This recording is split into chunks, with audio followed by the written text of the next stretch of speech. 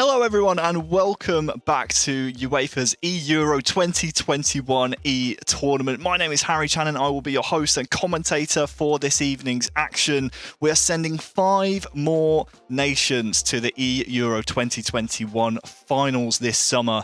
And it isn't the first year we've run this competition either, so if it's your first time here and you want to know exactly how last year's competition went down, don't worry, we have a perfect recap for you right now.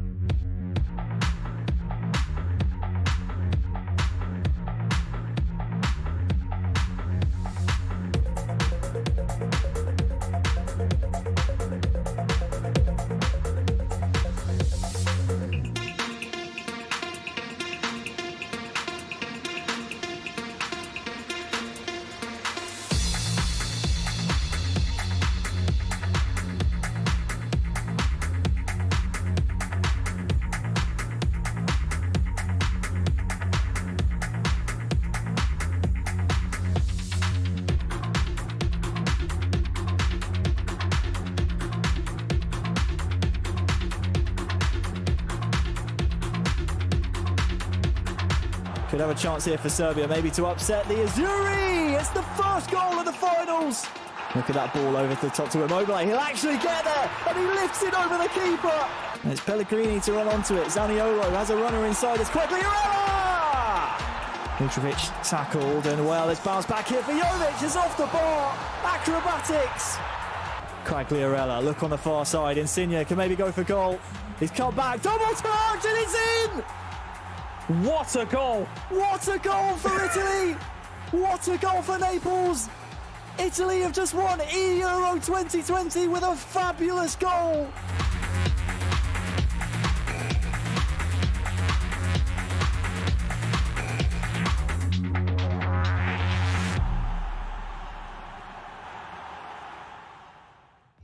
So last year we had the Italians, the Azzurri, coming out on top, and well, I wonder if they can do it again. We'll see them in action a little bit later on today. They're in a pretty tricky group. But again, if it's your first time joining us and you want to know how the tournament structure goes down, do not worry. Again, we have a perfect explainer for you because things can get a little bit tricky to understand with someone like me just talking about things. So let's take a look at that now before we get into today's action.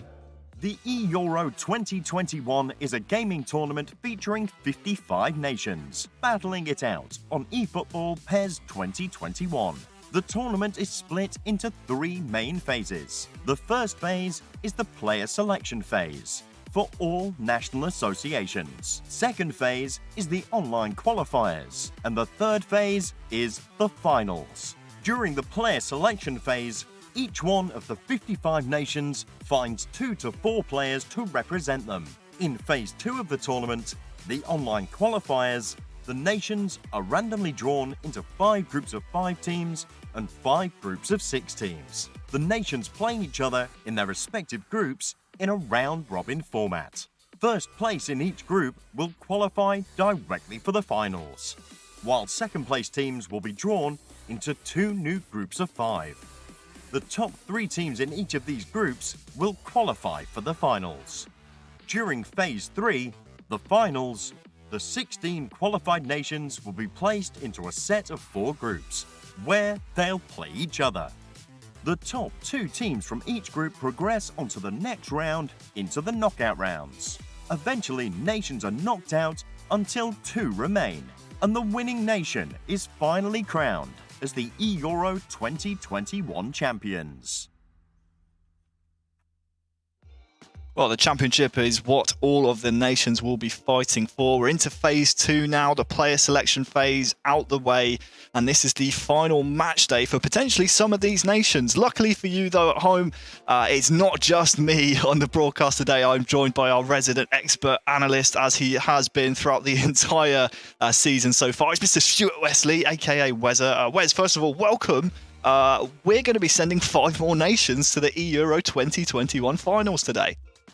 Yeah, it's crazy. It feels like it was only yesterday we were on Matchday 1 and you know, we were all kind of trying to pick out where these teams were going to end up and how things are going to play out. And we've seen plenty of shocks. We've seen plenty of surprises. We've seen pretty much a little bit of everything all the way through, and now we come to match day 4, where I think there's some big teams in some big trouble, and there's some teams that have got some reputations on the line here today, and it's going to be very interesting to see what exactly we end up with at the end.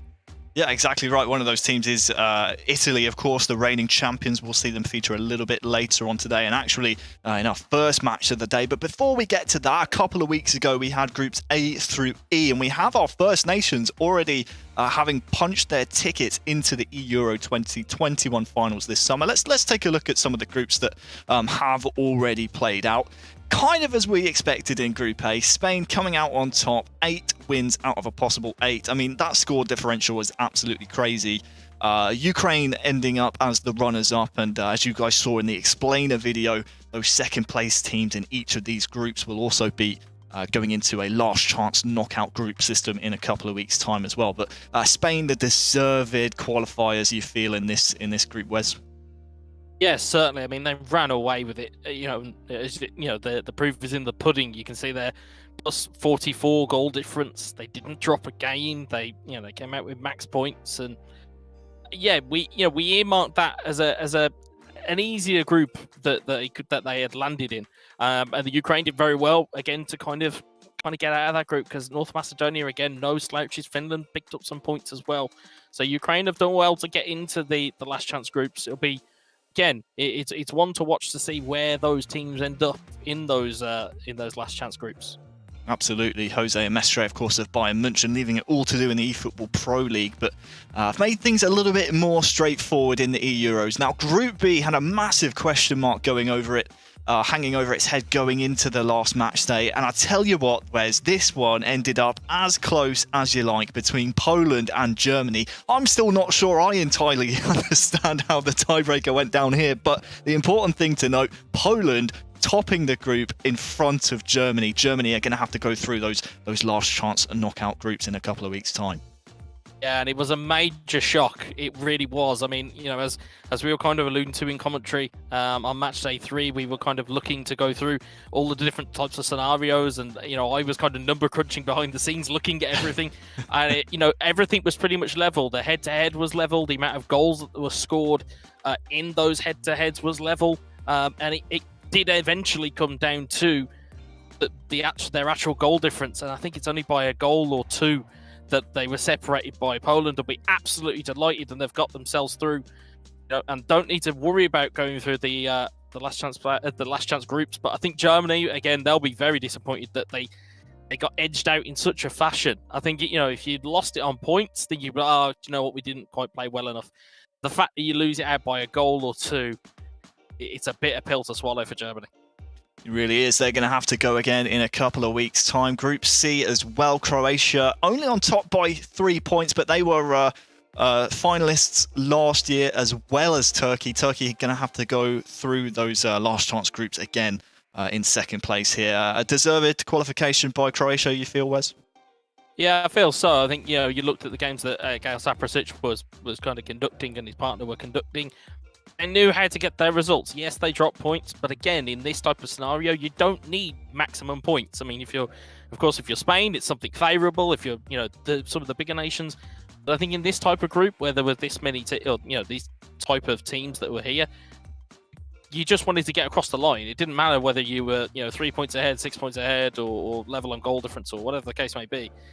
You just wanted to get across the line, and I think that's what Croatia have in their locker. They have that ability to close out. I think they were edged out last year. I think it was by France in their group last year.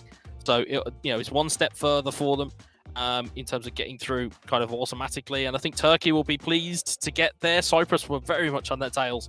I think Turkey will be pleased to get there. And again, that's another nation you don't really want in that kind of last chance playoff groups. The likes of Turkey, the likes of Germany, and even the Ukraine, the 3 teams that we've seen so far.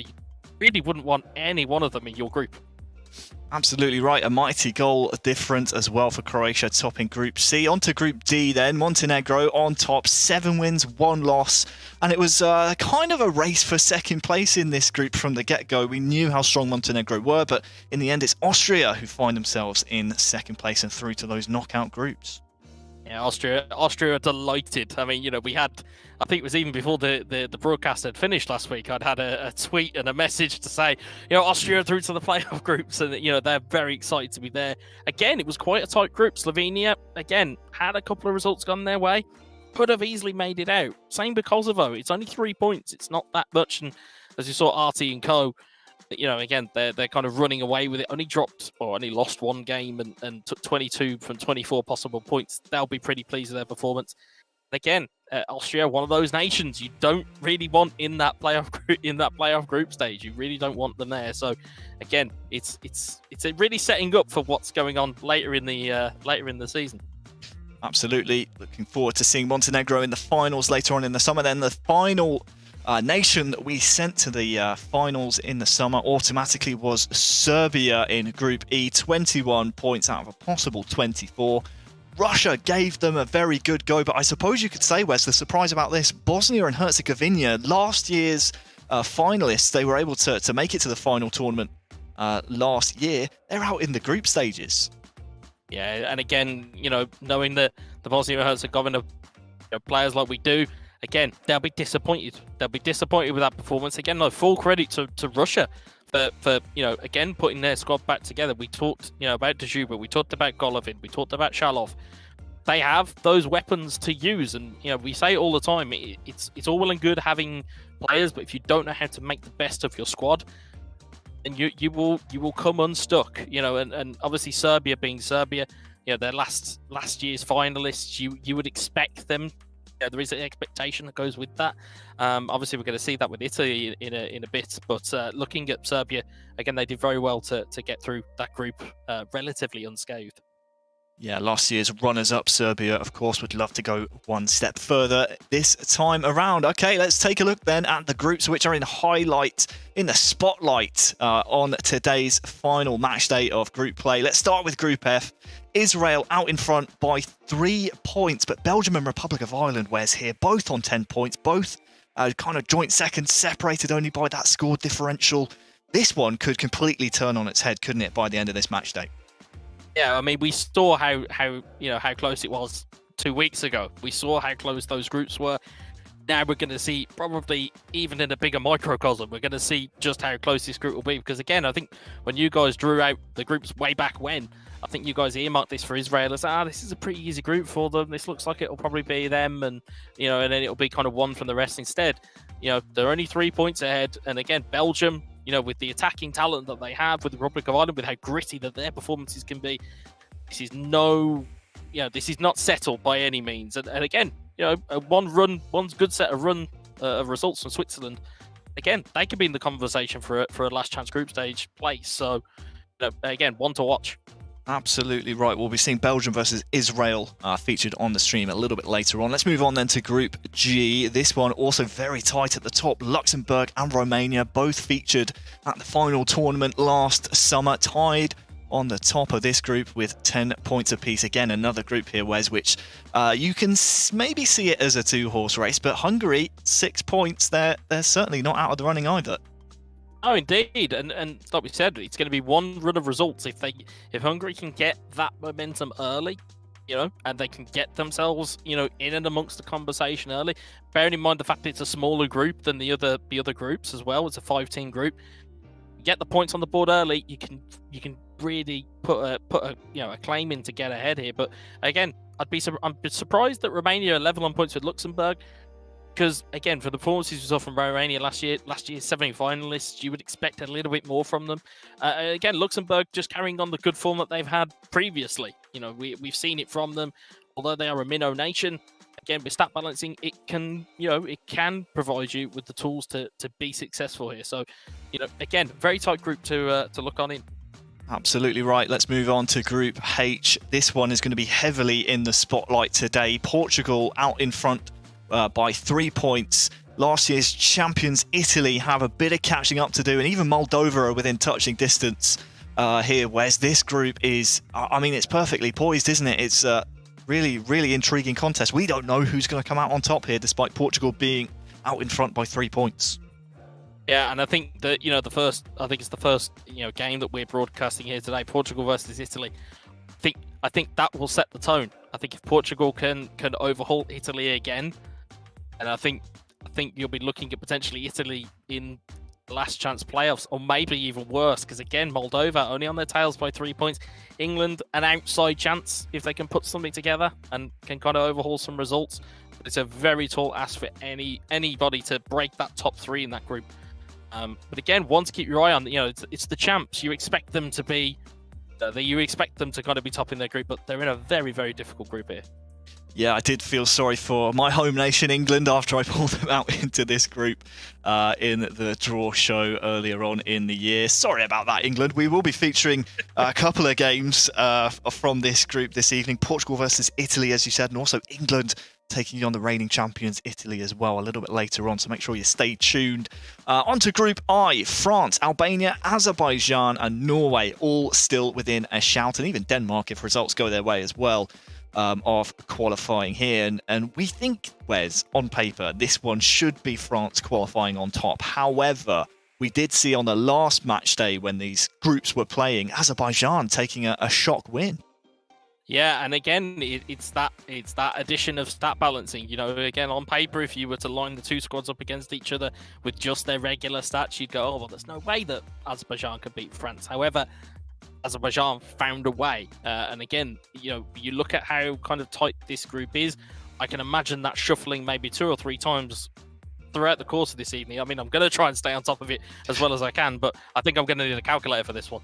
Absolutely right, and credit to Albania as well, kind of sandwiched by France and Azerbaijan at the moment. They're on 10 points. As it stands, they are in a spot to make the knockout groups in a couple of weeks' time. But as you said, this one could go topsy-turvy and switch left and right. We will be featuring France versus Azerbaijan, the rematch, a little bit later on in the stream today as well. And then our final group, Group J, Greece, Georgia, Netherlands, Scotland, Czech Republic, Belarus. Every single team has a win so far in this group. However, it's Greece that start today on top of Group J. This one, though, Wes, again, one of those groups where we expect the Netherlands to be a little bit further up than they are, and they just didn't seem to get things going on the last match day. Yeah, and this is probably the group that I've got probably my eye on the most here, because again, of all of the kind of the stronger nations, as we would call them in inverted commas, that you would expect to see kind of getting through these group stages, it's the Netherlands that are the shock one, that are kind of almost the outlier. Again, I think if they can, if they can get into the last chance playoff groups, they'll probably be happy and will probably take that. However, Greece again have been superb. Again, Georgia is still sandwiched in there. It's kind of that Albania situation whereby they're sandwiched in between two very good nations. It's now a case now of who's going to come out on top. You're at the business end of it. If you're Georgia, you've got the spot. You now need to hold on to it. It's for the Netherlands, you've got to try and come from behind. And again, for Greece, you're trying to maintain your lead. Absolutely, and we'll be seeing from Group J, Georgia versus the Netherlands as our final match of the evening. That one could very well be a deciding match based on where the two teams are in the group at the moment. And while we're on the topic, Wes, let's just have a brief recap of exactly what we plan to see today, starting with Portugal versus Italy in that group. That's going to be, again, one of those potentially defining kind of fixtures, isn't it, when you consider Portugal at the moment 3 points in front of Italy, and Italy have a chance maybe to claw those points back. Yeah, and again, I think it's the one to watch. It is probably the best game there from a standpoint. If you looked at the results that happened on match day 2 for these guys, we saw just how good Christopher was in that second game to bring so many goals through and take it completely away from Italy. Italy have got a job to do here. They need to go out and execute, and they will know this. They are reigning champions. They will know what they need to do here to get themselves across the line. Portugal, though, like we said, it's almost like they're annoyed from how they played last year. And now that they've kind of come back with this vengeance of, actually, we're not having the same thing happen this time. We're going up and we're taking this group by the neck. And that's exactly what they've done. And again, looking at the schedule, that there really is no boring games there. There is narrative across the board. So it'll be an enthralling watch if you were at home. Absolutely, and if you're joining us for the first time, what a match day you've joined us on, because these teams, these nations have already played each other once, so they have a bit of a feel for each other as well. And as you said, so many group and qualification implications on the line today.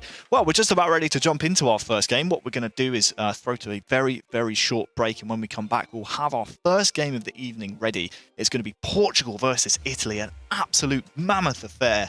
Don't go anywhere. When we come back, we'll have that first game.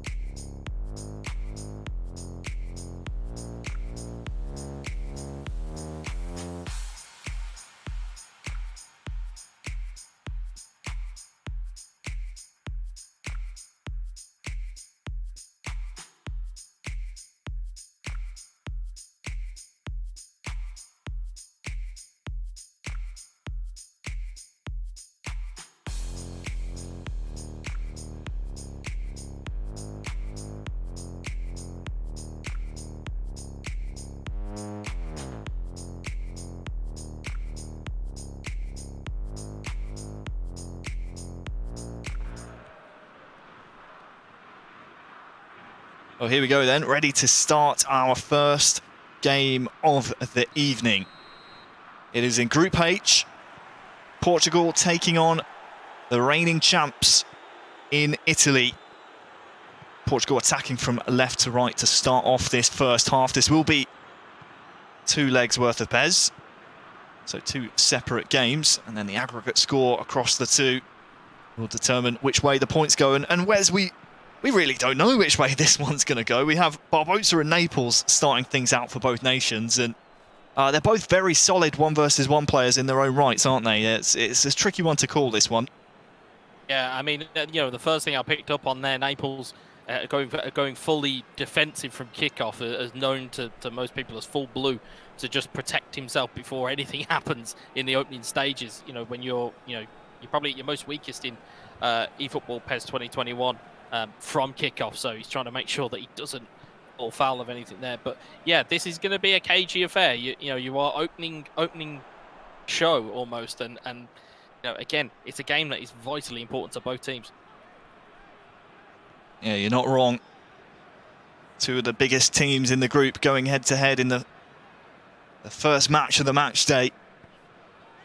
You do have to almost approach it like it is a final. Can be hard to do that when it's the opening match. We'll see which nation has their mentality in check. So far it's been Barbosa for Portugal, who's had most of the possession. Here he is with Cancelo. Eder with a good touch inside, goes for goal. Cristiano Ronaldo threatens, but first real danger of the match, Wes, goes Portugal's way. Naples survives for now. Yeah, it was a good move from Barbosa, again, using Eder's strength and using his height to his advantage. Again, just kind of showed him the wrong way, made that space, but Naples was equal to it with a manual save. But again, early sighters from Portugal that they still mean business as much as they did on match day 2. And the ball back here as well. Chance maybe for Eder to get in behind, but it's signs of life from Barbosa. He started this game off very sprightly. That was one of the questions we had. Which nation would come out of the blocks first?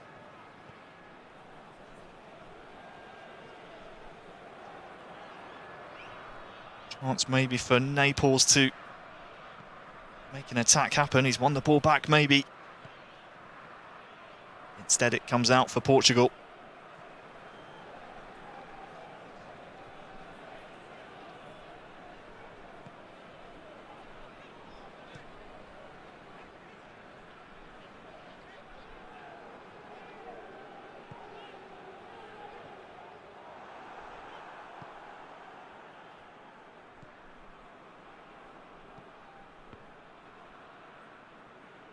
It's an unfortunate ricochet for Italy. They win the ball back, though. This opening half hour, Wes, has been...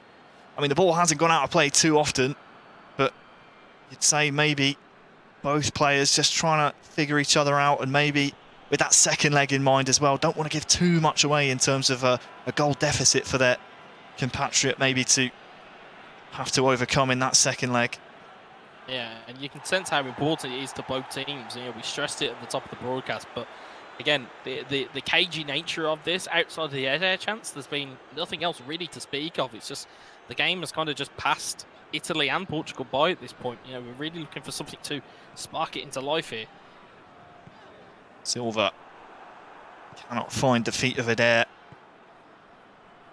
Now there's maybe a counter-attacking chance here for the Italians. Immobile. Chiesa. Zaniolo tries to poke it through, but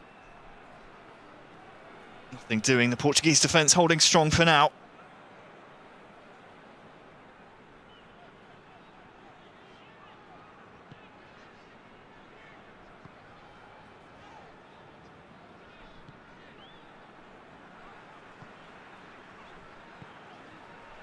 This is something we'll see so often from Portugal. Happy to play it around the back.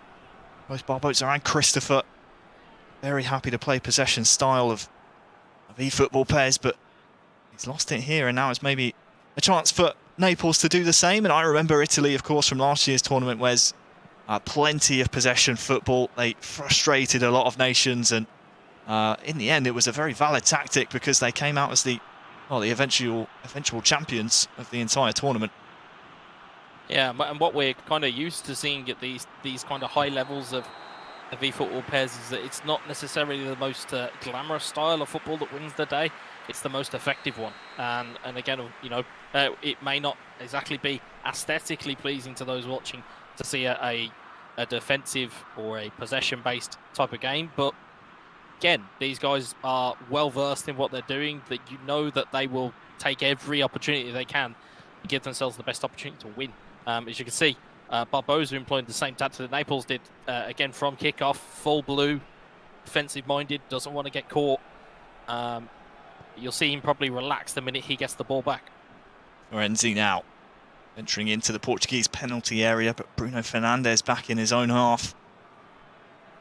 All back on defensive duties. Not a single minute added on in the first half, which is why the referee blew his whistle so willingly to end the half.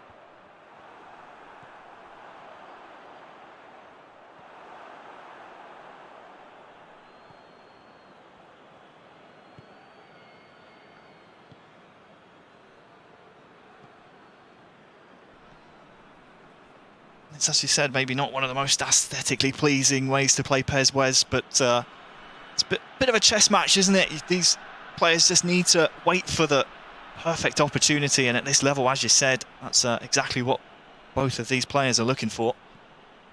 Well, that's the thing. You're going to look and look for opportunities, but you're not going to find opportunities if you're camped on the halfway line. You're going to have to do something to go forward and look to try and install your will. And to think of it this way, you're in, if you're Italy, you're 3 points behind here. You should be at least trying to put something together rather than, just trying to eke out the draw and trying to put the pressure onto other teams in the group. You've got to do something. Florenzi here on the near side. Might have a chance to get a delivery in. Zaniolo's here as well. Well defended by Barbosa. Now maybe chance on the break. Bernardo Silva.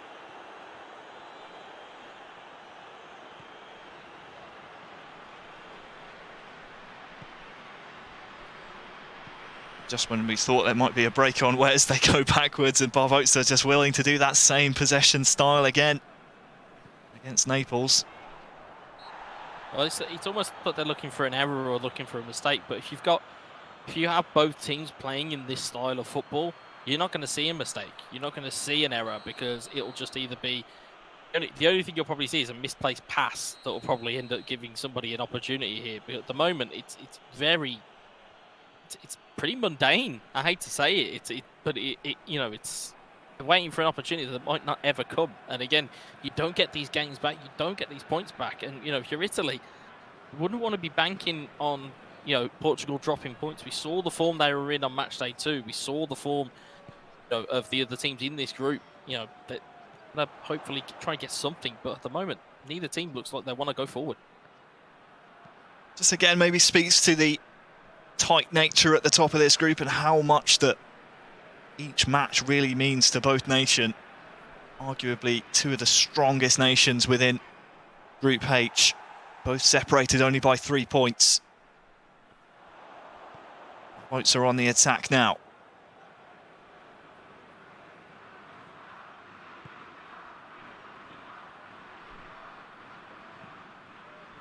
On ball looking for Cancelo, finds its target as well. Chance for a delivery maybe. Bruno Fernandes looking for Silva!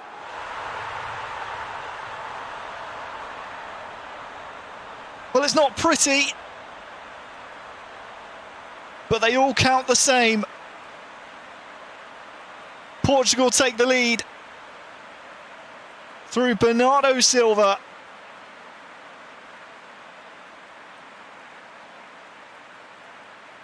And for all his patient play, Wes, Naples is undone by an unfortunate deflection at the back.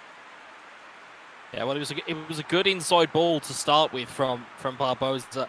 And if you notice the orange bar, again, if for those eagle-eyed viewers at home, you'll notice that pass across the box, it's a manual pass. And again, the keeper has came out, has made the save, but has parried it straight into the path of Bernardo Silva and has tucked it away. You know, he has took a deflection on the way in, but again, if the defender's not there, that's still a goal. It's not a game-changing deflection by any stretch. You can see Ruben Diaz brought on to try and shore it up at the back, and again, you'll see full blue out of Portugal now to try and stop this wave that no doubt will come through Italy. Yeah, we're going to have to see Naples come out of his shell here. Well, still a second leg to come. Bernardo Silva, I mean, that was his last touch on the pitch. Ruben Diaz is on for him. He was the man sacrificed to maybe shore things up at the back.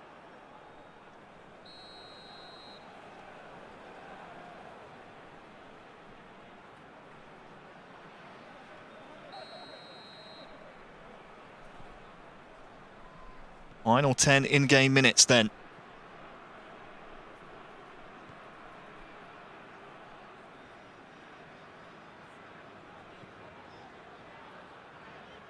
A switch from Italy's mentality to go slightly up and go into a more attacking mindset. And again, kind of showing that probably feel that they're in a little bit of trouble, does Naples, but it's a poor giveaway that from Portugal. If they don't come to rue that. Just looking for an outlet to release the pressure, as you said. Italy going for that high press, but time's ticking down. We're into the final 5 in-game minutes now. Chiesa. Still patient building here by Naples. He's lost the ball though. Well won back by Barbosa.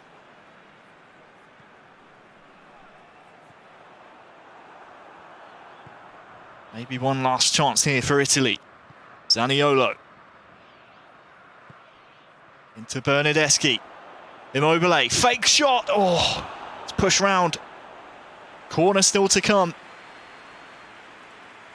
First piece of attacking play that we've really saw from Italy. Again, you saw first time dummy. We saw it the same way in Matchday 3 and Matchday 2 to create that space. Want a corner out of it here. Corner then in the 90th minute of the match. Corner swung in. Front post header. Saved. Into stoppage time now.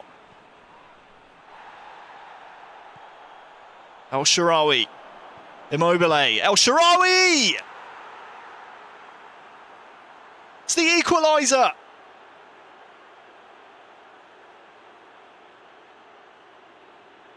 In stoppage time, El Shaarawy puts Italy back on level terms, whereas going into the second leg.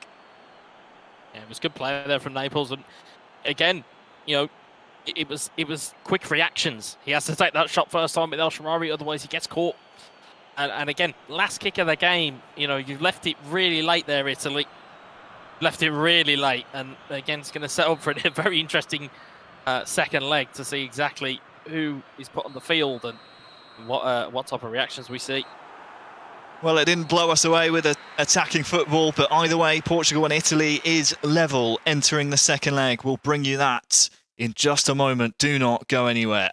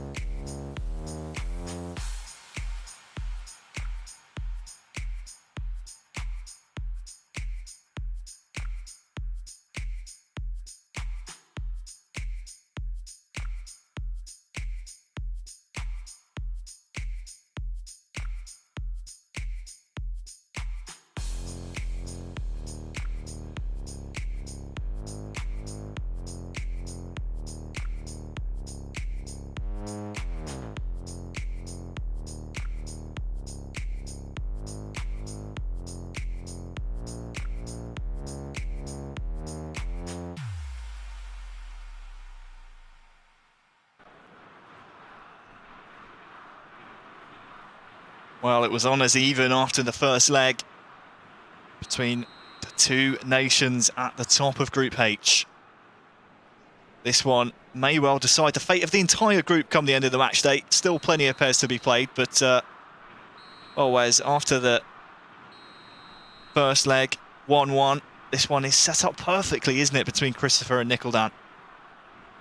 Yeah, and you know, again, if you're Italy, yeah, you'll be pretty happy getting out with a level scoreline after that first leg.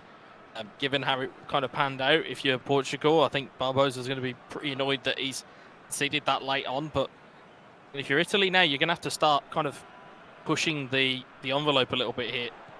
You can see they're triggering the offside trap, trying to bring his line forward, but could cause problems down the stretch. João Felix almost able to conjure up a decent delivery. Christopher is in for Portugal. And Nicholdan, who of course was part of the unchanged squad that came out victorious in last summer's tournament. I think they gained a lot of fans around the world, did Italy. There was a lot of question marks around the national team selection, some notable names left out of the team sheet, but they came in and, well, proved the selection process works. Christopher, though, similar to Barbosa, knows that he likes to play a possession style of game. Nicholdan's going to have to be patient here, I feel. He's got the ball now. Immobile running in behind. Will he get there first? Almost.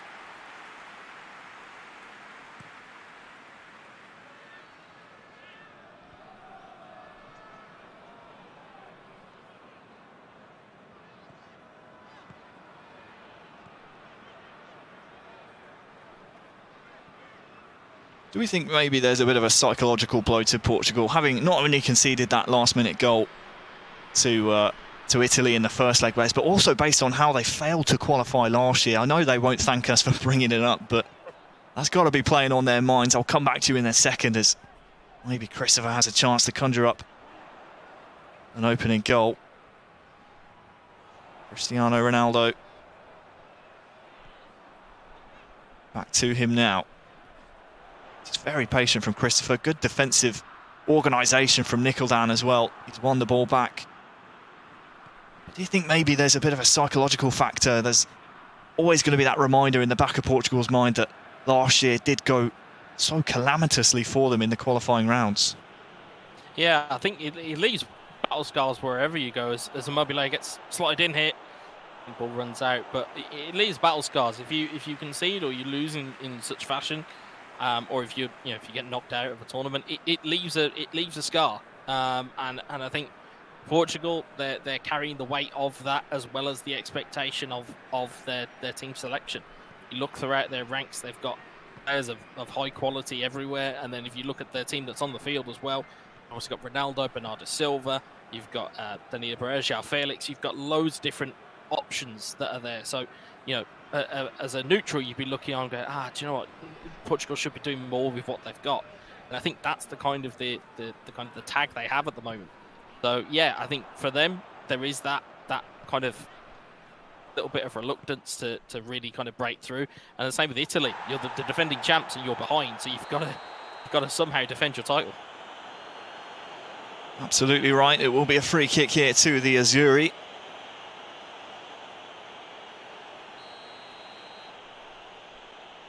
We saw the possession statistic there heavily in Christopher's favour. I will say I do enjoy the way that Nicholdan is defending. He's not willing to just sit back, let Portugal and Christopher control the pace of the game.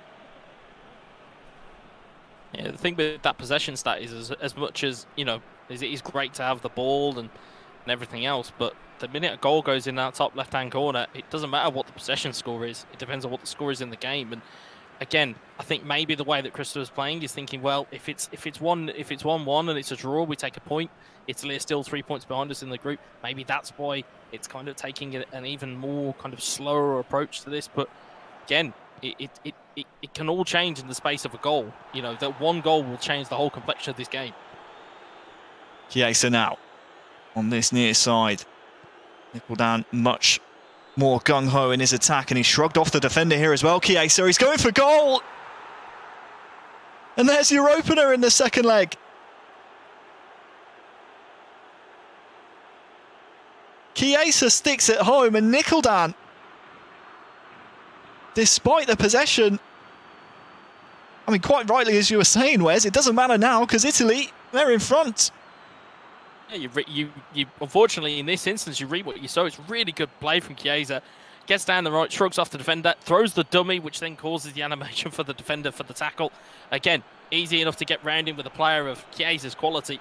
Starts it past Jose Sarr, and Portugal need to get on the front foot. Italy have got essentially holding all the cards at this point. It was a wonderful dummy, as you said, just to bait out the animation. I think it was Jose Font at the back there for Portugal, just sold by the dummy.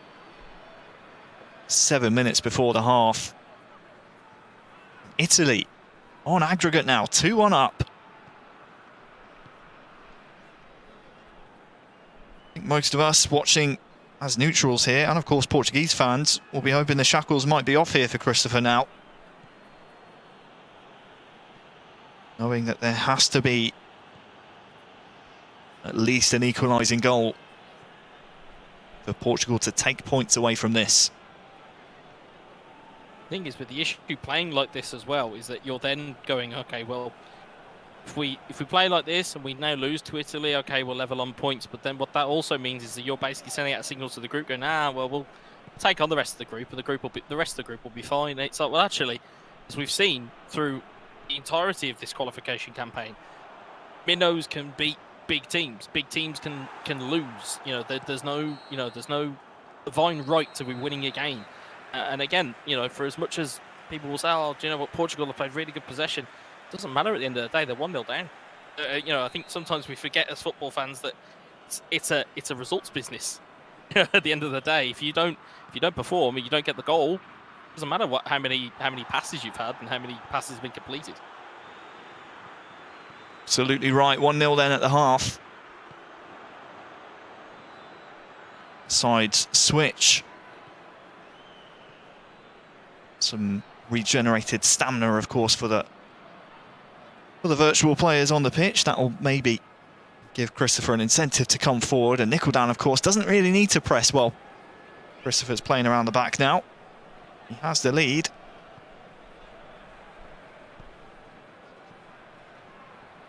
Chance though. Silva Romagnoli is just reading the situation perfectly at the back. Not the first time today for Italy either, but Portugal still come forward. João Felix almost with a chance to even the odds on the score sheet. Cristiano Ronaldo now. Bruno Fernandes trying to find João Felix. Manual goalkeeping. It's Donnarumma pushing the ball behind. And it will be a Portuguese corner. Much better this, much more lively though from Portugal. Yeah, it's good. It's good passing from Christopher. Again, it's a bit more progressive. It's not it's not sideways. You know, it's trying to go a bit more direct, and 63% of the possession. You got to be doing more with it. And again, if he can put it to good use, this possession play, he might get himself a goal, might get himself back in the game. But as it stands at the moment, it's the first real chance that Portugal have had.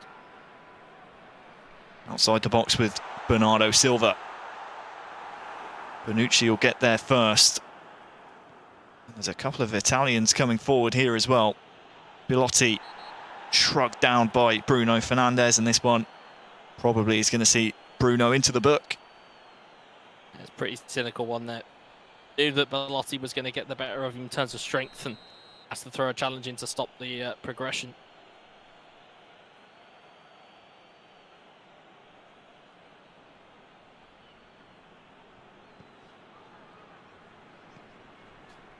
Well, no yellow card. That's a surprising one. But Italy still in possession here. Chiesa on that far side. He's used his strength to great effect once already today. Will this reach Bruno Fernandes? No, it will not. And this will frustrate Christopher, won't it, Wes? Because Italy now can just play that same style of football that he was trying to employ. Verratti now trying to find Immobile. That's a lovely ball. Can he find a finish? Yes, he can. 2-0. We said it would frustrate Christopher. This one will frustrate him even more. It's a wonderful find from the pass. And now the reigning champions up 2-0. Yeah, and we talked about possession game. We talked about how Nicholdan was playing in terms of a defensive display. What I've actually been impressed by is that with the possession that he's had, it's been possession with purpose. There's been trying to find passes forward. There's been trying to take the game to Portugal. And in terms of what he did there, that was really good, was that where your pass has gone in, instead of him kind of showing exactly his hand in terms of playing the pass to Immobile, he's turned a little bit first, then turned to then play the ball very quickly. It's given Immobile all the room in the world. And again, Italy 2-0 up. And again, now that they can resort to the possession game, if they elected to do so, although from what we've seen from Nicholdan, I think if anything, you probably want to go for a third. Well, the 2-goal cushion, very well deserved by Nicholdan. He's been fearless going forward, but he's not been careless with the ball. But now is the time we really need to see the shackles off here for Portugal. What can Christopher do? Diogo Jota, who was introduced after that goal went in, but well, he's been nutmegged, and now Italy once again frustrating Portugal here with the weapons they have at their disposal. Chiesa, he's got a bit of room to run on that far side. Man in the middle here is Zaniolo, but final ball, Wes, is a little bit lacking. Yeah, and the thing really to take home, or at least take home from here, is that you'll notice that when Portugal now get the ball, or when Christopher now gets the ball, there's a sense of panic because it's gone away from the possession style play, and all of a sudden now it's going very direct, trying to get the ball forward. This is what players will tend to do when they're not kind of cool and they're calm about it. You can tell he's flustered. You can tell that he's a little bit, up against it because he knows how important this game is. Then Nicholdan just able to just kind of knock the ball around. He's gone to full blue, which again is fully defensive for those who are watching at home and are new to this game. Doesn't need to do much else. Can keep the ball here. I mean, Chiellini's far forward. I don't think he'll want him that far forward, but Italy don't need to. They don't need to do a lot now. They've got the goals on the board. They're fully aware of what they need to do. Chiesa's getting loads of room down that left-hand side. Yeah, he really is. He's been a key focal point to the Italians' attack, but I think Nickeldan here just recognising the situation. No need to give the ball back to Portugal to even give them a chance to come back into this game. This is what they did to nations last summer. It's one of the main reasons they were able to grind out those results that saw them be crowned the champions.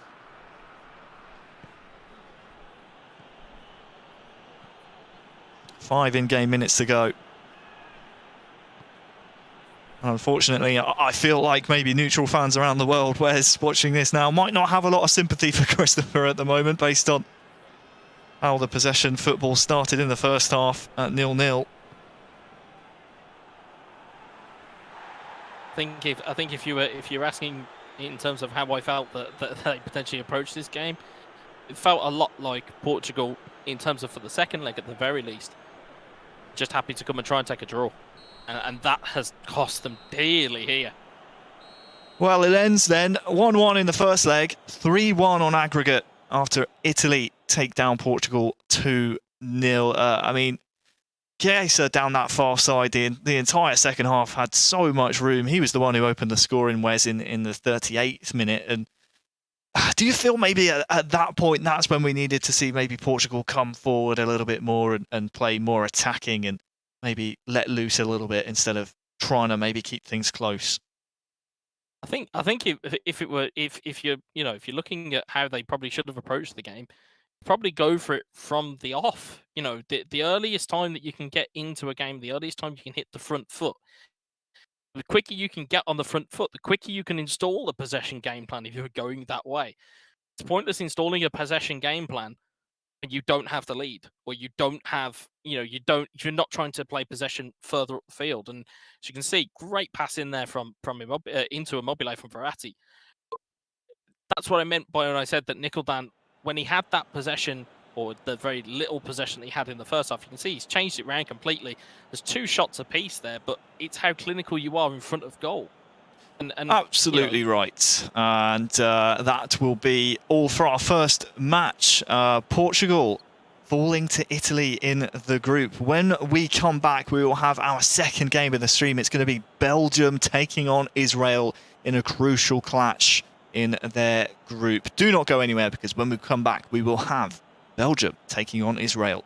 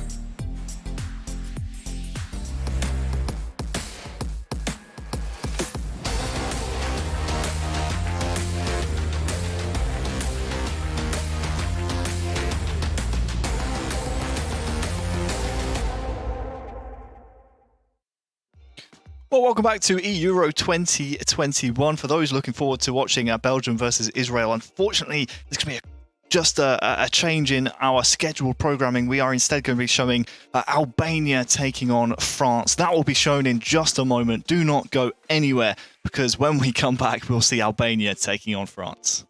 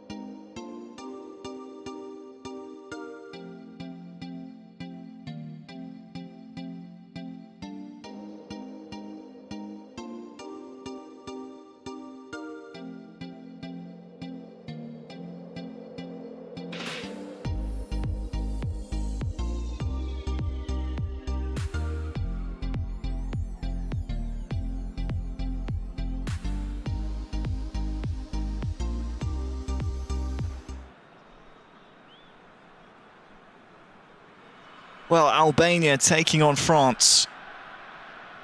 As good as a replacement game as you could have wanted, Wes. These two nations battling for supremacy in this group. And there's one man we know very well, the other not so well. Pez Meister is going up against one of the best players of all-time Pez history. So it's a tricky order here for Albania. We fully expect France to be the favourites in this context, but certainly not out of the realms of possibility that Albania maybe could snatch a result here, as Azerbaijan did on the first match day in this group. For now, though, Kingsley Coman may be starting to make something happen for France, but Pez Meister here, Wes, has a tricky game ahead of him. Yeah, definitely. We were extolling the virtues of how good Albania have been in the early going, and as you can see, trying to take the game to France. It's not a sheepish display by any means. They're trying to get themselves on the front foot early. Like we said, it's quicker you can get yourself on the front foot, the quicker you can get yourself a goal ahead, the easier it will make it kind of longer down the stretch. And what's not been said about Uzmakabal in the history of Pez for many, and even as you can see, good save from Hugo Lloris. I was about to wax lyrical about the French team. Great save from Lloris, you're right, and it had to be a manual one from Uzmakabal as well. But Pez Meister is stealing all the headlines here so far. He's won himself a corner, Wes, and well, you're right. We will probably spend the majority of this match talking about Uzmakabal purely because he is that good.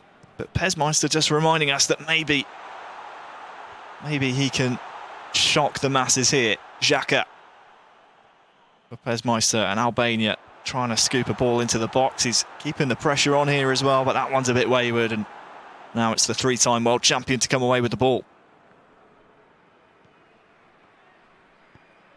Griezmann trying to find Mbappe, and he will do so as well.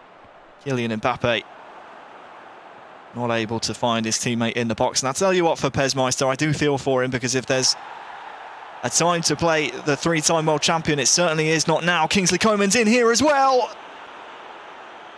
And that's 1-0. I was about to say, Özmakabil scoring a hat-trick in the eFootball Pro just on Saturday. He's coming into the form that we all expect him to be in at the right end of the season. And this one, it needed a bit of fortune, Wes, but the finish is really clinical. You can see that, Meister had done everything to try and read that. And in the kind of the haste of trying to slide to intercept it, instead it's gone through the legs of the Albania defender. And again, a player of Özmakabil's quality, you don't need to ask him twice to finish from that type of range. And again, it's one goal that will change the game. Albania now have got to kind of go at France, which is not the easiest task in the world to do.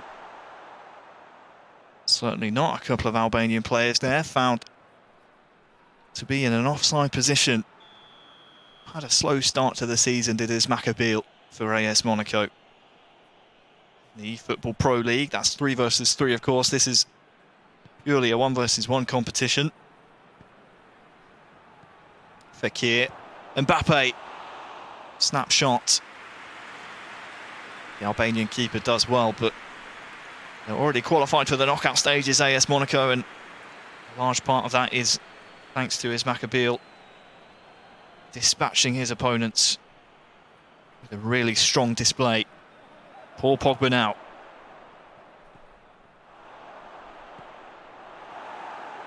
Albania clear, and this has been a really rough opening 25 minutes, apart from that spell that we saw Albania come forward in.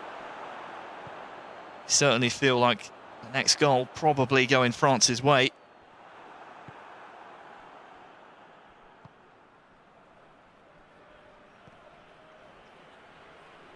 Fekir.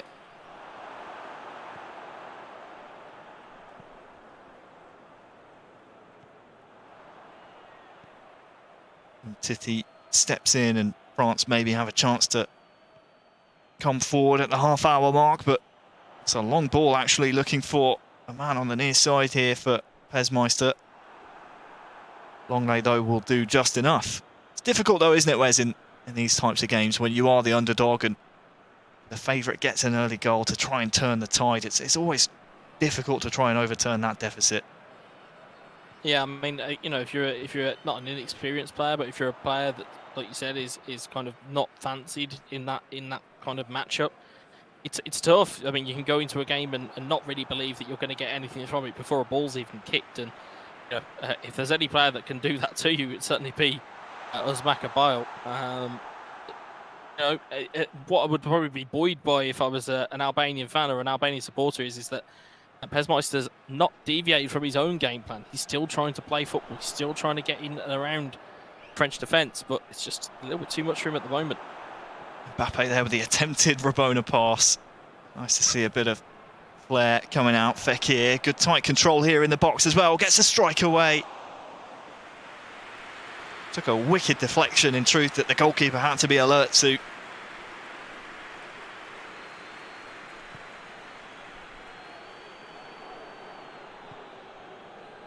And Titi once again setting up the attack.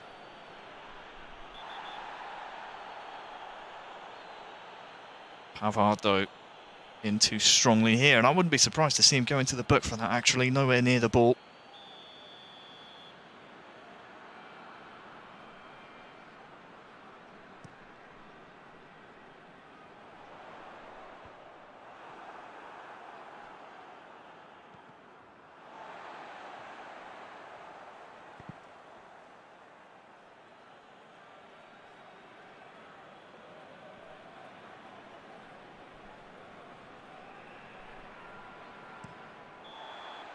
Well, the ball is cleared upfield, and that will signal the end of the first half between Albania and France. And, well, without painting Meister like a wounded animal, but it's good to see it just be 1-0. Going into the second half always gives him a chance maybe to, as we said before, snatch a result away from an unlikely source. Fekir might be able to just smuggle this one through the defence.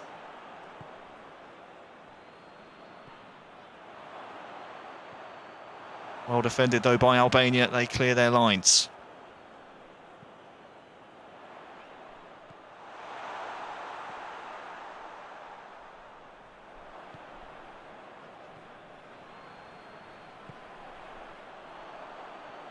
Well, Varane is able to snatch the ball away and intercept that one, but I mean, Pezmeister has given it a decent go wherever he can. This has been an entertaining and open game of Pez, certainly more open than what we saw out of Portugal versus Italy earlier on. You can see the Albanian game plan is more get it, get it forward, get it direct, and I think he's trying to gamble on Pezmeister potentially trying to gamble on a bad touch from a defender, which probably not the wisest of moves, because again, you're gambling by giving possession back to your opponent. And again, as much as we've been talking very good things about Uzmakabal, the last thing you want to do is give him the ball. Difficult to score, of course, without possession, so you're right, you do want to try and take care of it wherever you can.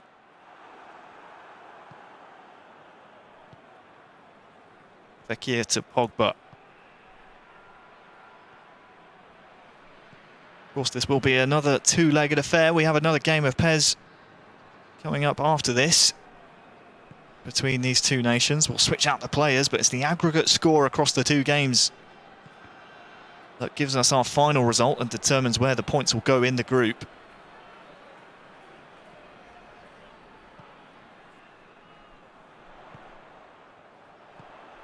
Chance here actually for Albania. Balaj is through. Samuel Umtiti cleans up very nicely. He's a fan of Pez's Umtiti. I remember last summer in the Solidarity Challenge, he was one of the competitors alongside Griezmann, actually. I'll come back to that as Mbappe hits the post. Should have been 2-0, Wes. It's an uncharacteristic miss from Kylian Mbappe. Because Macabal will be slightly disappointed he didn't find the back of the net there. But again, it's good movement from France. Again, that Albanian defence just started to creak a little bit. And again, those kind of rush passes are going to keep cropping up. Giroud trying to find Mbappe.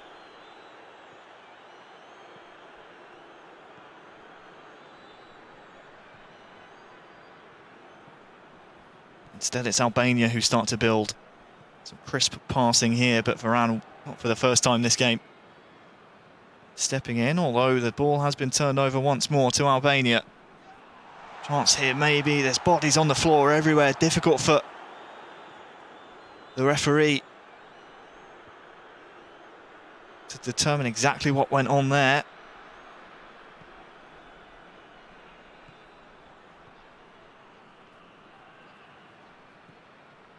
Ben Yedder tackled well by Pezmeister.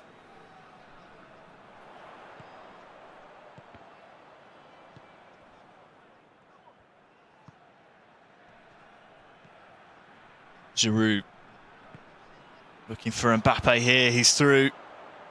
Who can he find? He's crowded out by two Albanian defenders, so well played by Pezmeister. He's not looked out of his depth here at all. Here is Tanguy Ndombele. Ben Yedder to Griezmann. Back to Ben Yedder. So many shots, and finally that one finds the roof of the net.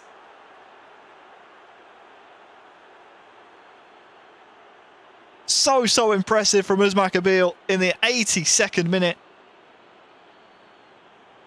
This one, mechanically, Wes, is a fantastic goal. I mean, I think I saw 2 or 3 super cancels in there. Really well played.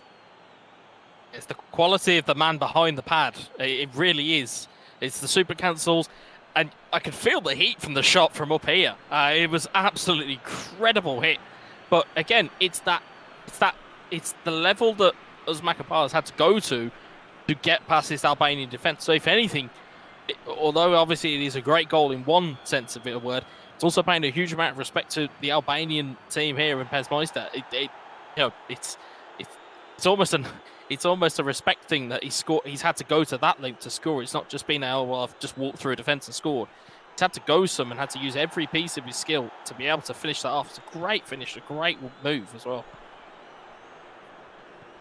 Mbappe Dombele is dispossessed by Xhaka, and now maybe is there an Albanian goal to come? And Titi does well. He and Griezmann combining. Now is Maccabiel maybe thinking, is there a third? Giroud has muscled his way through, but the referee sees seen something amiss here. He's given a free kick in a very inviting position.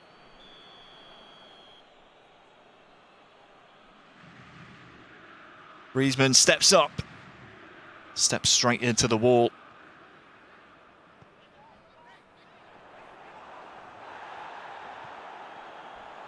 Just the 1 minute added on here. Giroud on the ball now. Is there a third for France? Griezmann goes for goal!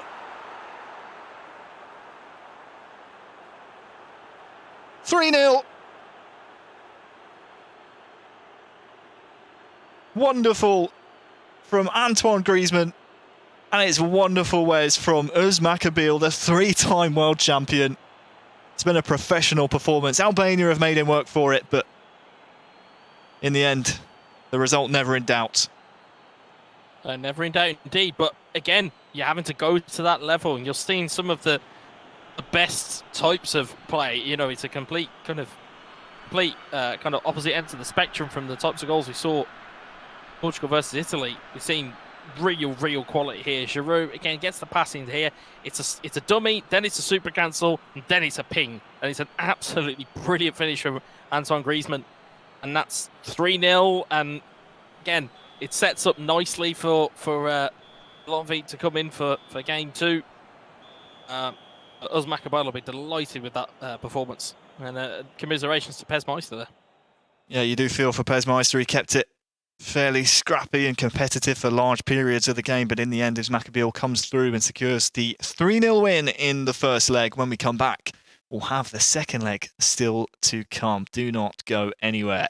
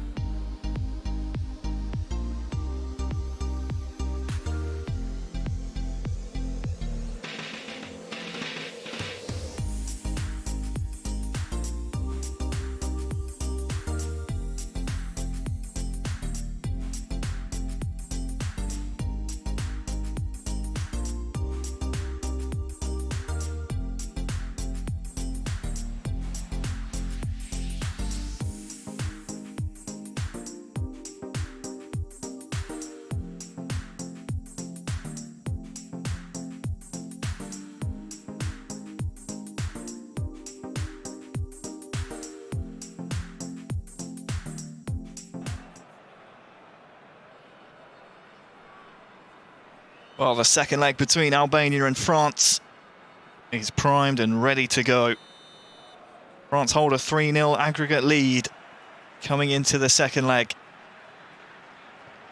Albania with it all to do.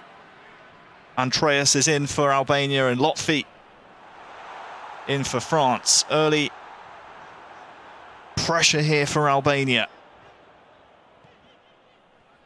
Since Andreas certainly knows the task that's ahead of him and is wasting no time getting around it. This one, though, will bounce out for a corner. And he's actually gone for goal. Off the woodwork there for Albania. Lotfi living life dangerously.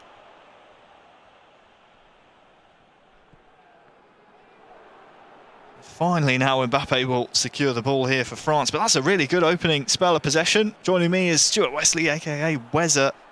And Wes, impressed with what I've seen out of Albania so far in the opening stages. They're down 3-0 on aggregate, so they kind of have to go for it, but that's what we want to see.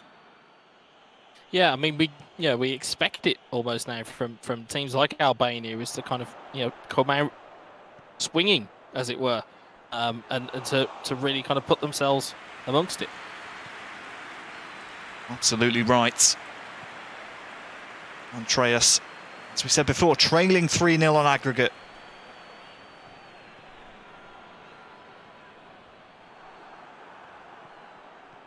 Needs to produce a magical performance here, you'd have to say, to overturn a big deficit against such a powerhouse in France as well. Varane does the business there for Lotfi, and Lotfi's one of those players that often goes under the radar, but for this season, in the eFootball Pro, at domestic level anyway, he has been at the top of his game. He leads the entire league in assists so far, and to be honest with you, Wes, he's been one of my picks of the entire season, league-wide at club level. He's been fantastic. Yeah, and it lends itself to the quality of Lotfi in terms of he's been kind of at the forefront of of French PES players for quite some time now, and again has always been seen as almost the kind of the Robin to the Asmakabar Batman, but is very, very well capable of putting performance on his own right. Andreas coming forward here. There's a chance maybe to score the opening goal. And while we've been talking about Lotfi, I'll tell you what, Andreas has really been impressive. Has had two very solid chances here early on, and of course he's hit the frame of the goal already as well. So Albania not going quietly here.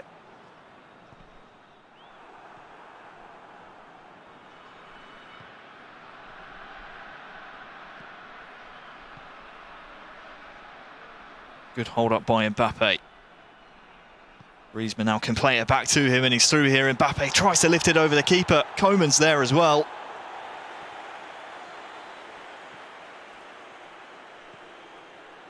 Pogba now. Koeman into Mbappe. Great save. Had his near post covered here.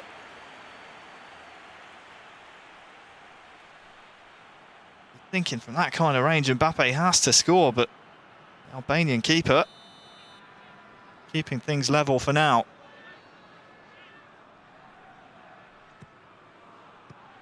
Swung into the area, the punch isn't clear, but finally it's headed only as far as Kimpembe.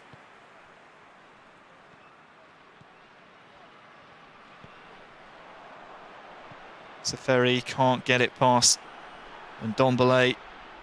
With half an hour gone, a fairly open contest here in the second leg. France, of course, still with that 3-0 lead. Koeman shrugged off the ball, and that one will run out of play. I mean, looking at Lotfi's play, doesn't need to do a lot here, realistically. I think we always say this in terms of the way that Uzbekistan always tends to give Latvia a bit of a lead to go on. He doesn't really do a lot here, but he does need to be careful of this Albanian attack. I mean, an offside there, but as we've seen from Andreas, very similarly to Pesmeister, that they're not really shaken by who they're playing. They're playing the game plan that they are looking to play. They're not looking to try and just shrink to a bigger nation. They're looking to try and impose their will here. It's good to see from Albania. It is indeed, and they come forward once more. 10 minutes to go until half-time. Played all the way back to Lloris.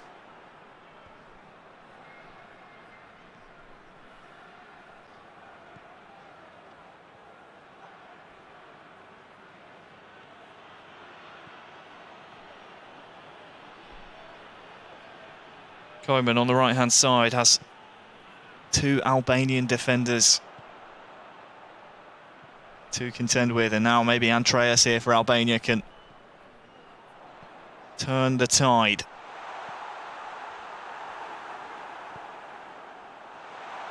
Manaj now looking for the cross inside, can't quite find it. This is a decent amount of pressure though. Varane though in strongly. Pressure still on Latvia here in France, but comes out to Pogba. This will maybe be the final attack of the first half. Balaj. That will come out to Koeman, and then the referee will say that's enough of the first half. Into the second we go, scoreless. But France, of course, still holding the 3-0 aggregate lead. And as things stand, are taking quite a large leap, I'd imagine, towards qualification. They started today leading the group. And we fully expect them to be at the final tournament in the summer. For now, though, Albania trying to upset the early celebrations.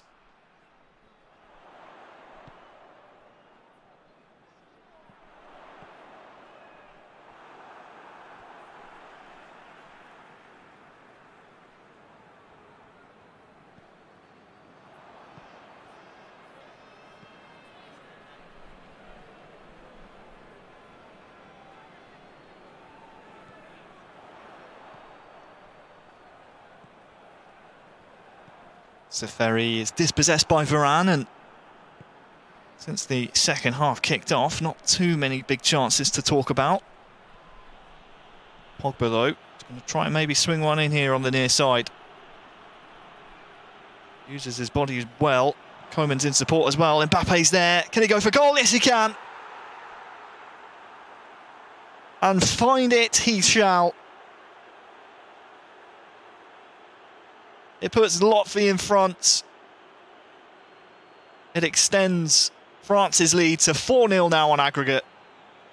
And that was probably game, set and match to France. Yeah, it looks like it. And the key bit of that goal there was actually the Pogba movement. It's the giving your opponent the idea you're going to turn back, and instead using Pogba's ability and Pogba's strength to turn inside. Allows it to get an inside pass in, allows another inside pass in, and again for a Mappe, it's very easy to tuck away from that type of distance. Latvia will be happy. Has his goal. Can Andreas look to kind of get some pride back in this, make it level, make it more of a game than we first thought it was going to be. Griezmann into the book. But Latvia won't mind whatsoever. Now you'd imagine for Albania it's about playing for pride and trying to just show the world that you can hang with some of the world's best here. Because don't get us wrong, that is what France as a nation is in pairs. So many strong players. Yeah, and that's the thing with players, like the likes of Rafael Varane, Samuel Umtiti, but the likes of, Pogba kind of in midfield. You've got Dembele, you've got Giroud. You've got quality players and then also quality PES players in charge of those players. So it almost becomes a double task. If you're trying to get up in the game, You're also then trying to beat the opponent that's on the sticks. Well, Seferi goes for goal. And it's just wide of the upright. Some interesting build-up here. Looked like it bounced off an arm, but the referee was happy to let play go on. If that one's on target, maybe it threatens Hugo Lloris's goal. But for now, the clean sheet remains very much intact here for France across both legs. It's not really long left in the grand scheme of the tie here. You can only think that it's just going to keep ticking away, and Albania are going to have less time and less time to get themselves back into this. Already at 4-0 down. As you said, looking very, very unlikely for Albania. It's not impossible, but certainly highly improbable.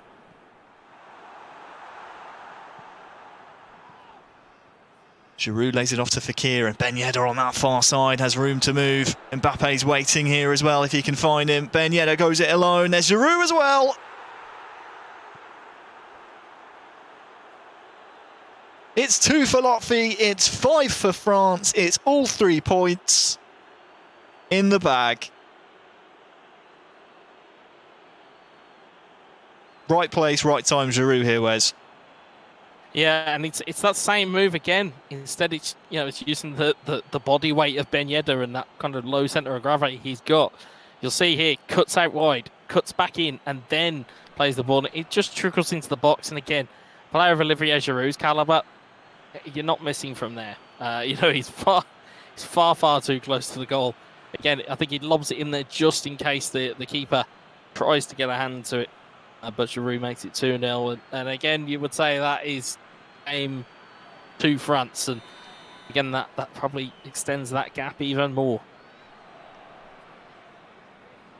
Well, you feel for Andreas and you feel for Albania in general, because they've shown signs of life, certainly throughout large periods of this contest. And Mbappe's through here once again for France. Through one-on-one, plenty of time. And he's put it wide. Surely, Wes, this one has to go down as a Lotfi error, because he's just scooped it wide. Yeah, one-on-one, nobody around you. You're killing Mbappe. That's an unforced error if you were in any other sport, and that certainly feels like one there for Lotfi.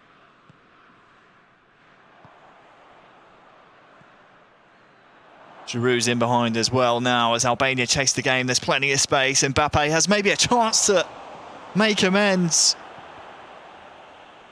But instead, it remains just 2-0. Mbappe, Fekir looking for Giroud. Defended well.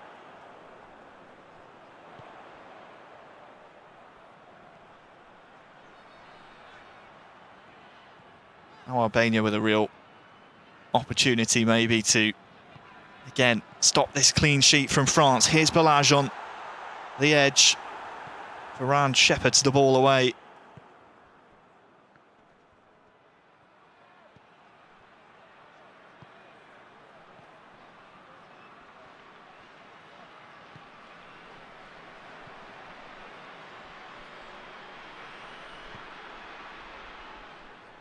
Five in-game minutes to go. This one was over as a contest for large periods. France leading 5-0 on aggregate.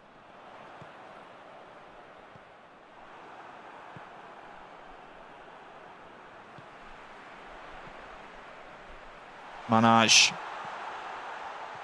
Here's Azuni as well. Had a chance maybe to get a goal. He's actually tried to lob Hugo Lloris. It's up and over. And Albania, they do get their goal. It's the goal they deserved. It won't make a difference to the final result, but a lovely finish, Wes. It's pretty much the only finish he could conjure up from this kind of range. Yeah, well, when all bets are off, you look to the lob. When all avenues are shut, especially when how this ball comes back. You can see there it was a cut across to the forward. Just tries to loft it over the keeper, gets a deflection off a defender. When he turns there, he's got no other option on than to try the audacious lob, and it does work, and it's something to really kind of pin your hat on if you're an Albania fan. At least there's some type of kind of pride to take away from this.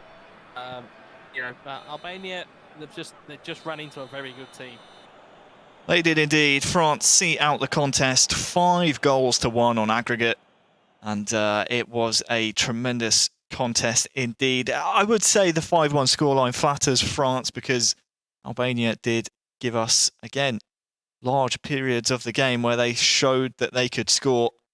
But yeah, it's an interesting contest indeed. And France come out with the victory. Anyway, our next game on the stream is going to be Greece taking on Netherlands in a key matchup in their group. Both nations want to qualify on top. And when we come back from the break, we will show you Greece taking on Netherlands.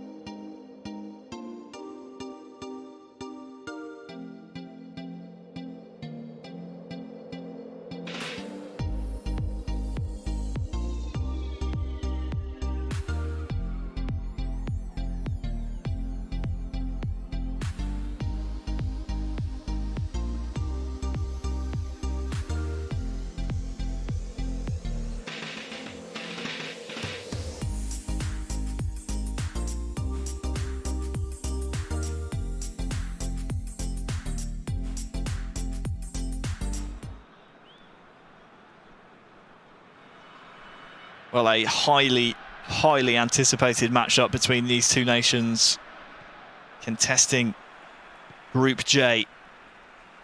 The Netherlands entered today trailing in third place, not where they expected to be at this stage of the competition. Greece were riding high. They were top of the group. And this would be arguably their biggest competition to the top of the group. It's Greece attacking from left to right. It's Teodorito who is controlling them. And then Eldridge O'Neill of Manchester United in the eFootball Pro League, controlling the Netherlands. Joining me is Stuart Wesley and Wes. We have seen some brilliance from Eldridge in the past couple of days for club. He'll be hoping he can replicate it on the national stage as well. And you feel maybe that Netherlands need a bit of Eldridge magic here. Certainly, they found themselves, or at least at the start of the day, 4 points behind Greece, who are at the top of the table. So this is a massive clash. And as we said at the beginning, the Netherlands are going to have to find their form, and they're going to have to find it quick. And and again, if there's any form man at the moment on planet football, it's Eldridge O'Neill. Yeah, scored 2 goals from his own half in the Pro League, of course, on Saturday. But it's Greece who are starting really strongly. That's a dangerous ball across the box from Teodorito. And it's Greece who have started out very strongly here. Masouras looking for the man at the front post. That's almost an opener.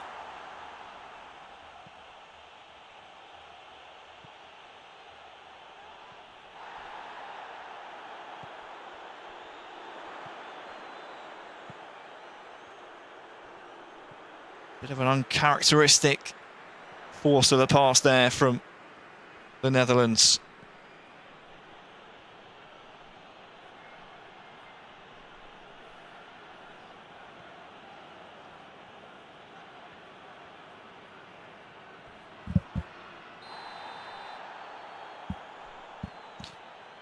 Well, this one will be a foul on the Dutchman on the halfway line, Wes. Yeah, and I was just about to kind of point out, we're seeing kind of shades of the Portugal-Italy game. I think both sides understand just how important this game is, that they're trying to kind of psych out each other, but Netherlands on the attack here. Oh, header one in the box, but couldn't get the angle, couldn't direct it goalwards. It goes just wide. First,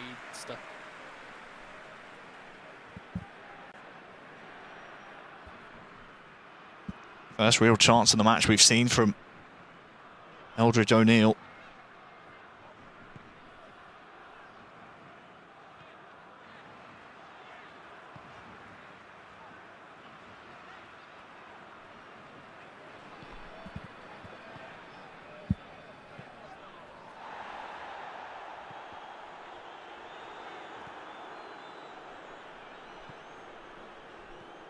Van der Beek. Depay looking for Boadu in the Greek penalty box. However, he's had to pretty much feed off of scraps here in the opening half hour. Men over here on the near side though for Greece. As Teodorito tries to maybe break the deadlock, but instead Netherlands survive for now, and Luc de Jong tries to find Depay, but that one has just a little bit too much power on it.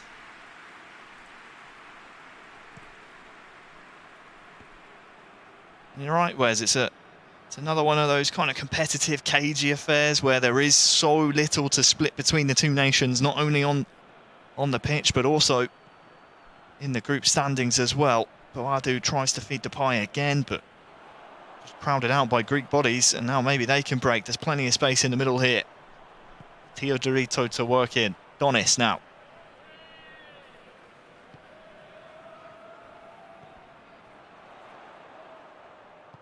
Bakasetas looking for Donis in the box, but Virgil van Dijk, towering presence that he is for the Netherlands, prevents the attack, and now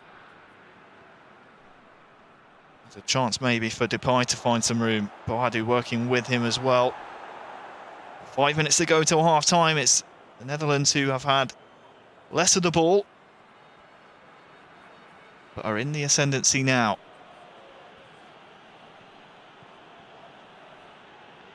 Lovely back heel into Depay. Van der Beek can't quite get there.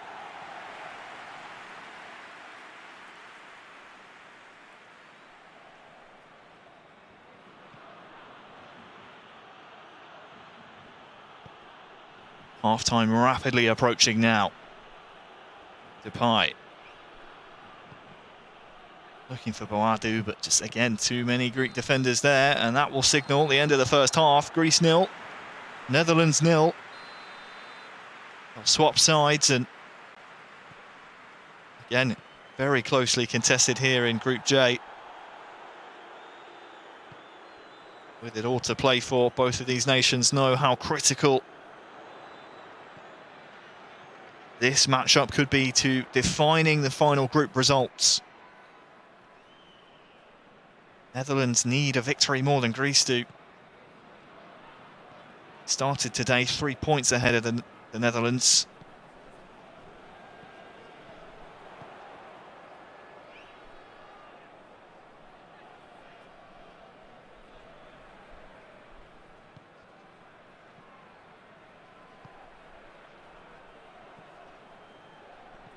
Boadu now. Who can he find waiting in the middle? Luke de Jong's there, but Boadu might go for goal himself. Instead, it's actually Donny van der Beek who's waiting. Caught in two minds there, maybe, Wes. I think looking at it, I think Eldridge was maybe thinking that there was a manual goalkeeping coming and just kind of froze up a little bit. It's a little bit uncharacteristic of Eldridge to do that. Dorito will be being able to see the back of it, though. Oh, Luke de Jong's in behind! And it's smash and grab. This one out of pretty much nowhere. After you think the solid chance has gone, it's actually a fantastic ball. And de Jong just sticks his foot out and pushes it past the goalkeeper. 1-0.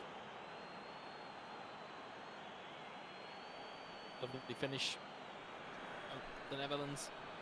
And again, delighted to get that lead.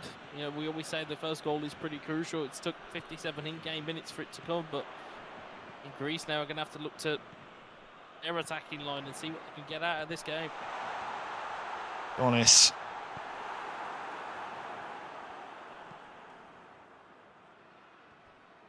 Entering the final third of the match, you're right. It's now Greece that we turn our attentions to.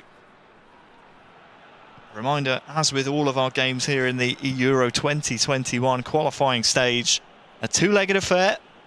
It's the aggregate score across the two games that count towards the final result that determines where the points go in the group. Interestingly here, Wes, we're seeing the Netherlands attacking mentality full red, and that means they're throwing plenty of bodies forward. Yeah, it's a curious tactic to go for. Again, though, knowing the way that Eldridge will kind of put his tactics together, certainly have something up his sleeve. Normally, if you're going full red, it does send a full red and full attack. He normally sends up an additional body up to the top of the pitch. So expect to see additional body flying forward from the back line. De Roon trying to make something happen here. Luke de Jong again. Similar sort of run that opened the scoring here. Almost found once again.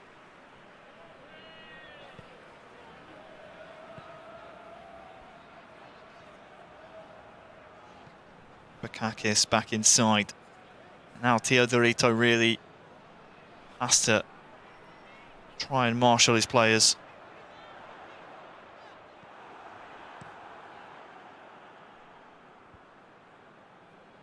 Just to try and get something out of it. So as it stands, trailing 1-0. Certainly put your teammates into the second leg at an immediate disadvantage, which is not what you want. I think if you're Greece as well, I think the issue really is that you're looking for a focal point. I think last year it was Kostas Mitroglou who was their kind of main point man. You know, and having spoken to some of the Greece players and the Greece kind of setup, he hasn't obviously he's not in the match day or he's not in the squad, so you're gonna have to look to the likes of Donis and try and get the best out of them. But a little bit disappointed with Greece in terms of their makeup. You would have thought we'd have seen a little bit more attacking kind of flair from them, from what we saw from matchday 2, but unfortunately at the moment can't quite get it together here in this game. Well, and also when you consider where they were in the group, they entered today top. Obviously done well to ground out the results they needed to get there, but certainly so far Netherlands are dealing with them pretty handedly.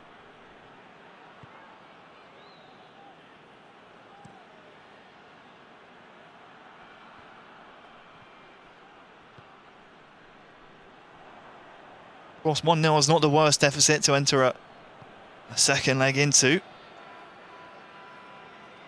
Even a draw between these two nations, you'd argue, would be favourable for Greece, given their numerical advantage in terms of points. Here's de Jong. Berghorst is there as well, wrestling around, and it's actually found its way in, but there's a foul on the way through, so this one will be chalked off. Foul on the Greek defender means it remains just the 1-0.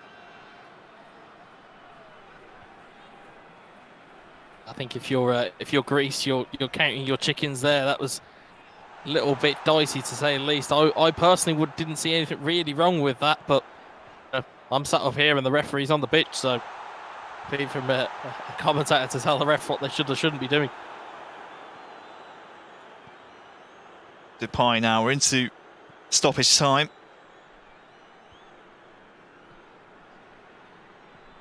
Depay just giving chase to the ball, but this is up the right end of the pitch for the Netherlands, and the first leg between these two ends 1-0 to the Netherlands. Dutch fans around the world certainly rejoicing after this one. When we come back, we'll have the resumption of the second leg, and we'll see who's going to take the points between Greece and the Netherlands.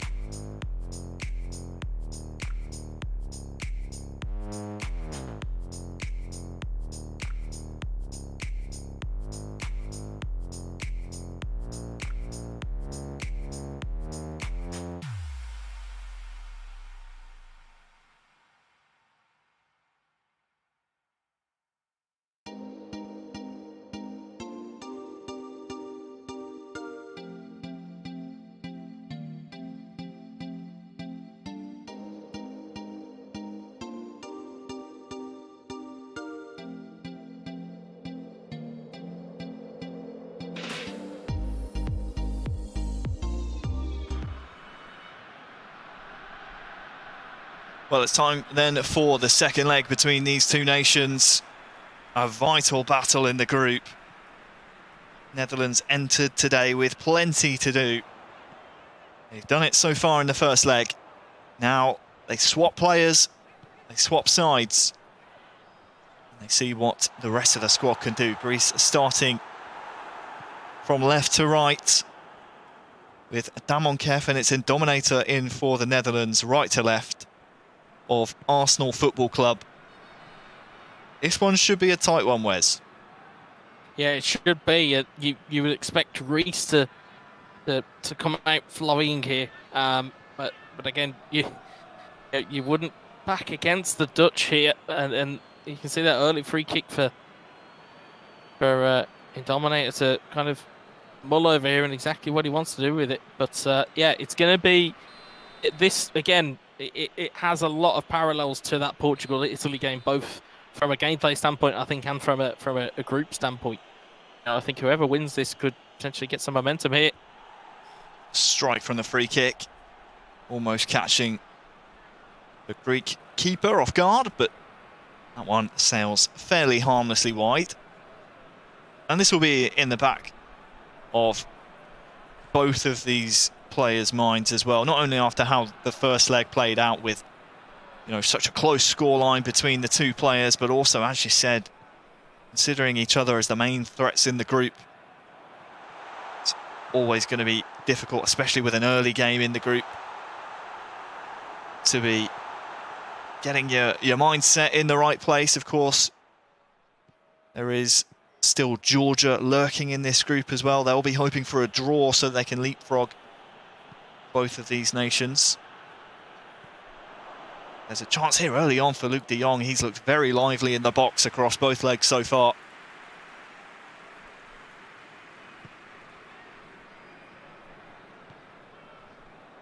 Fortunis to Bakakis, and now Onus on this near side hasn't got a whole lot in terms of support. Tries to take it around Blind, but couldn't quite do so.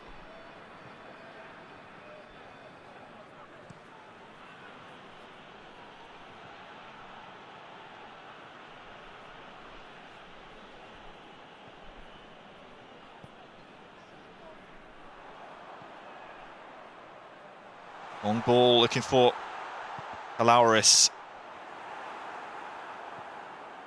Can't quite beat the first man though. Opening 20. I've seen again both nations just trying to probe the other one, find a prime opening, and so far neither really able to do so. Boadu, de Jong goes for goal. Pushes it around for a corner here to the Netherlands.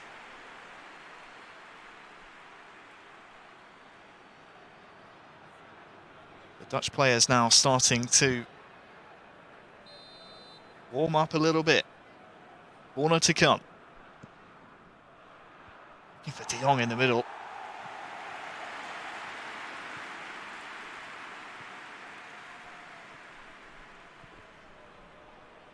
Come back to Depay, and Boadu's through here as well. Great save. Well done by Damon Kef. Just to prevent this one finding the back of the net. Huge manual save. Yeah, it's a big save, that is. And again, it could prove to be vital down the stretch. Again, these chances for Indominator, they're going to be keeping coming. He's got to convert one at some point. Pressure certainly building on the Greek side of the ball. Dumfries. De Jong goes for goal from an interesting angle. Maybe trying to catch the Greek defence off guard.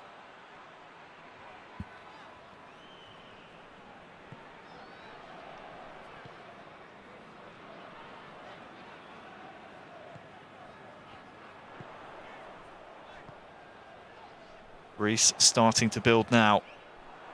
Well nicked away there by Indominator.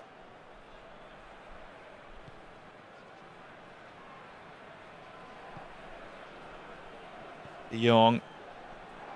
Boadu. Fires it in. De Jong's there as well. Off the bar. Off the upright, I should say. That's the closest we've come to see an opening goal so far.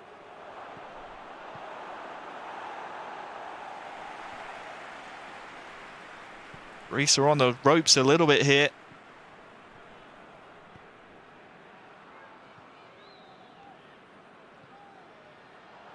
But up the pitch it comes for them.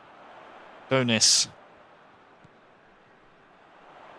Bakakis is dispossessed by Blind, and maybe he can switch the play here as well. Dumfries. Depay into, well, hopefully de Jong, but instead Boadu. Back to him now. Tries to fire it across. Memphis Depay's there. And just before half-time, it's the opening goal of the second leg that puts Netherlands 2-0 into the lead on aggregate.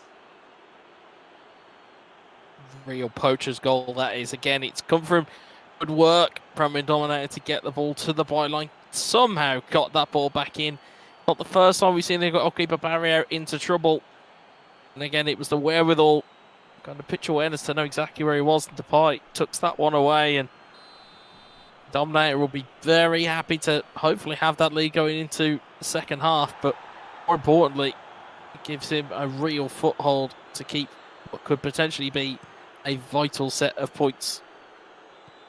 It's huge, gives them that 2-goal cushion now on aggregate, and everyone around the world of football knows how valuable a 2-goal cushion is. No different in eFootball PES 2021. Boadou's going to try and curl one. Doesn't quite have the accuracy to pull that one off, though.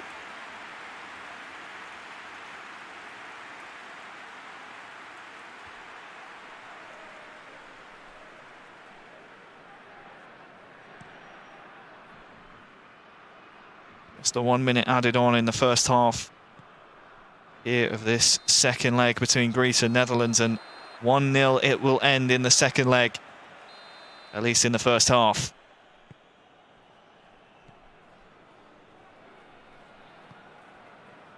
So they swap sides. Of course, both the Dutch representatives looking to try and secure a playoff berth in the eFootball Pro League. For Manchester United and Arsenal, as Indominator starts the half really brightly.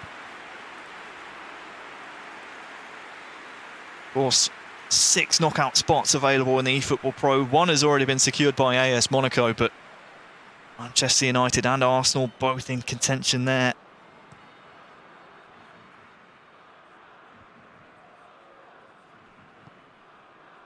For Greece, though, worth remembering for Damon Kef, he's only down by the 2 goals. Not impossible to come back from whatsoever.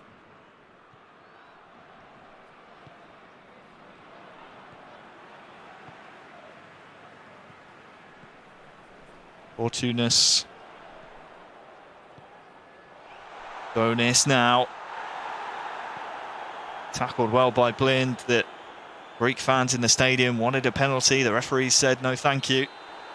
And that one, well, he's a mile offside. I think you'd be disappointed if you were Greece. You're trying to get back into the game. You've just conceded. You're trying to get back in, and you just can't stop yourself from going offside. And you can see as well, they've gone to an attacking mode, or at least they've gone up one in terms of going into the red. So they're trying to push the issue. Well, that's a huge mistake. Huge mistake from Indominator at the back. Lucky he wasn't embarrassed. Pressure still on though. Cleared by Virgil. But that is living dangerously by the very definition of the phrase.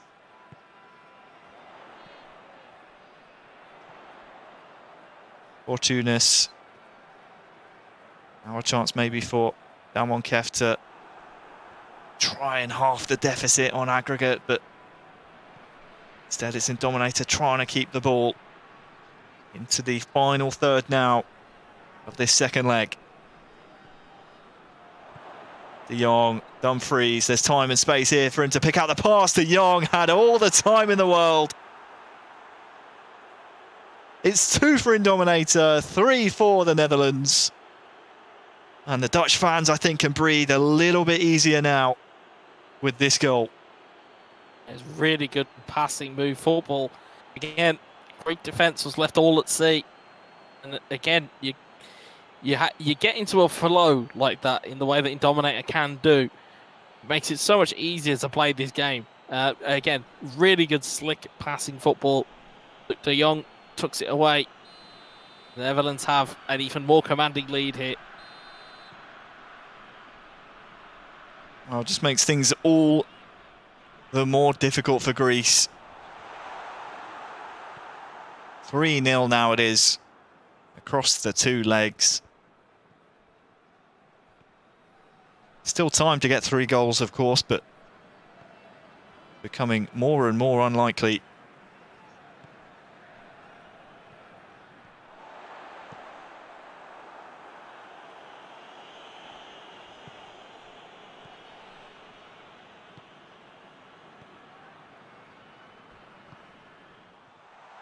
Bonus now.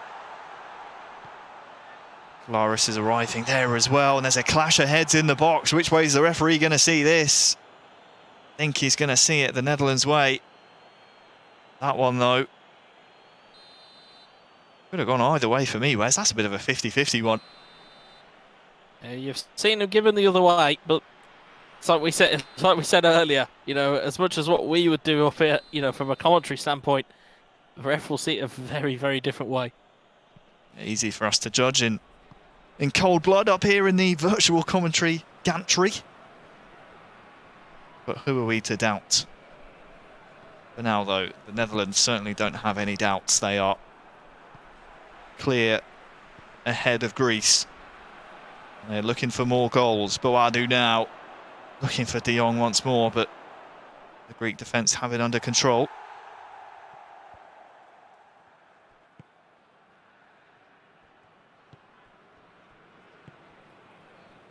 Approaching the final 15 in-game minutes.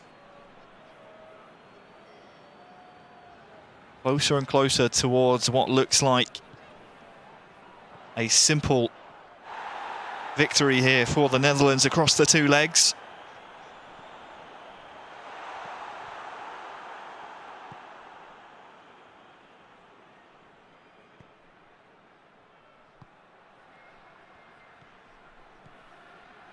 Okay.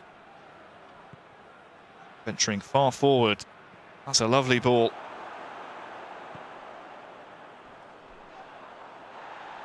Great tackle as well here from Indominator. Boadu. Can he get a cross in? No, he can't. And Greece are living life very dangerously here. I suppose they kind of have to chase the game at this point, which is leaving them very exposed at the back indeed. If you're in this type of position, you're gonna have to chase the game, whether you like it or whether you don't. You're gonna have to push some men forward, make a tactical change, get in and amongst it. But again, there's not a lot of time, and you have to overhaul something massive in a very short space of time. I think this is a bit of an inevitability now, with the 3-goal cushion that the Netherlands do possess. Greece, off the top of my head, still in the driving seat in this group. But this result does wonders towards the Netherlands' hopes of advancing. Kalaris here maybe gets a consolation for Greece, but instead can't find the target.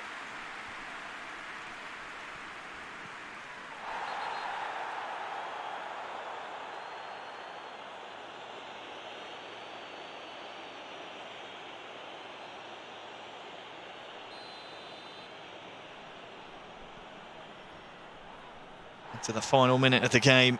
Some choice tackles going in here for the Netherlands, but it's job done here, Wes. Yeah, definitely. It's a very solid performance, and it's exactly what the Netherlands needed. Absolutely, entering today third in the group. Against the group leaders, they see out a very healthy 3-0 aggregate win against Greece. Anyway, when we return, we're back to our scheduled programming. We're going to see Azerbaijan taking on France after the break. Do not go anywhere.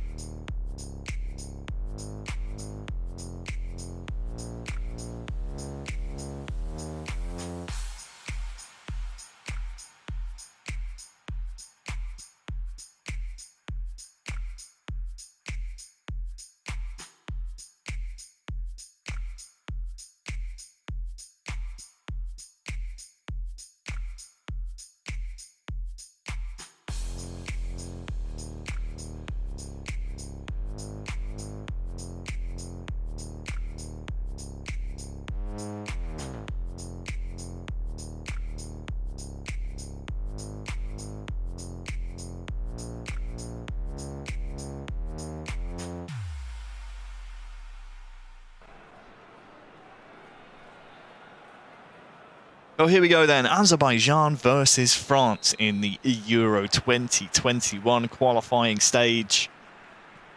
I mean, the games are ticking down now, Wes, and It's, for some nations, the final opportunities to score some points, but this is a really early chance maybe for Mbappe to secure the points almost for France, but you'd certainly think of the two nations. It's Azerbaijan who needs a result here more than France, but they've proven already in the reverse fixture that they can snatch a result away. Yeah, it was the giant killing that we didn't get to see on Matchday 2, which was Azerbaijan taking down France. Again, I would imagine, no doubt, that the French guys will be wanting to exact some measure of revenge here. But Azerbaijan won't let them have it their own way. Well, Mbappe's gone down here. Looked to me as if the defender got the ball, but the referee's clearly not happy with the manner in which he did so. Griezmann tries to lift one over the wall towards a teammate, but in the end, it's quite simple for Azerbaijan to deal with. It's Firas Buksayev controlling Azerbaijan here, representing his nation against the three-time world champion Uzmakabeel. His second time featuring on the main stream here, and, well, we've already listed his accolades and his recent achievements in the eFootball Pro League with Monaco. They were the first club to qualify for the knockout stages with a game or a match day in hand. But this is a very different type of competition. Mbappe threw in behind, and it took just 10 minutes. It's 1-0 to France. And it came just so quickly, and you'd have to say Wes too easily for Uzmakabeel. Yeah, I think Azerbaijan will be disappointed there. Again, it was just really good running from Mbappe, and again, it's the early shot, which is Azerbaijan unawares, and again, it's the quality of France. Hopefully, it's not going to turn into a walkover. I think for us, we'll want to make a game of this, very much like they did on Matchday 2. So first blood goes towards the Frenchman.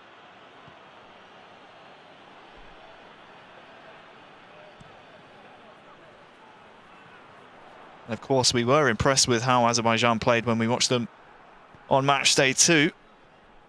They're going to have to produce a big result to take anything away from France. They've already proven they can do so, of course, in the reverse fixture, but difficult to see Uzmakabeel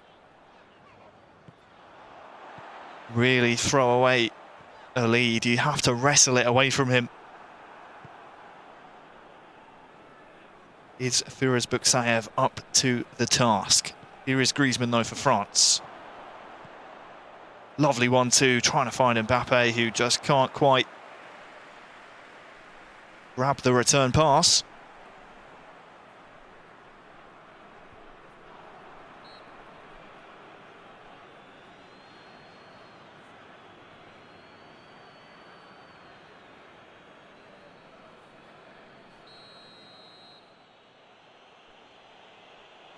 Tricky opening 20 minutes here for Azerbaijan, has to be said. Haven't really had anything of note in the attacking phase. Defensively, they've been fairly solid, but do trail 1-0. Yeah, we've not been able to get anywhere close to French backline at the moment, but they look to be advancing here. Almost trickles all the way through to Lloris, but Titi, who's called into action.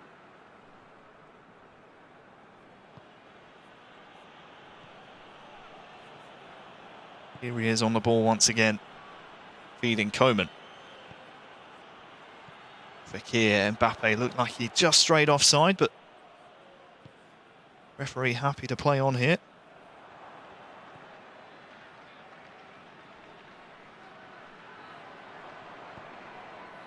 Kimpembe to Griezmann. Just can't quite seem to find that pass into Mbappe.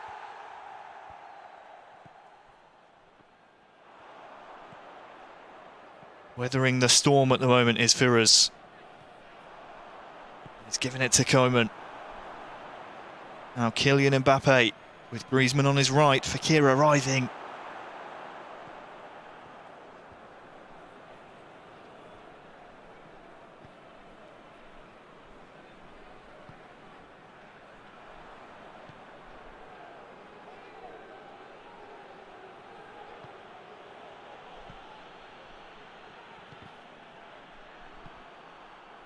Dadasov now for Azerbaijan. Just crunched as he looked to advance onto the French penalty area.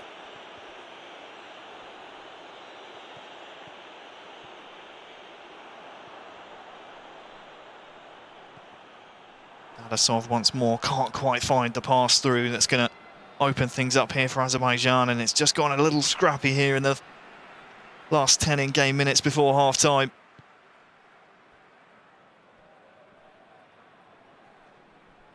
I think the scrappier this game becomes, I think the more it suits Azerbaijan. I think if you can drag Uzbekistan into a bit of a dogfight and kind of make it not pretty, then you might get the best out of him, and you might get the best to get around him as well. A lot of game time left for Azerbaijan here.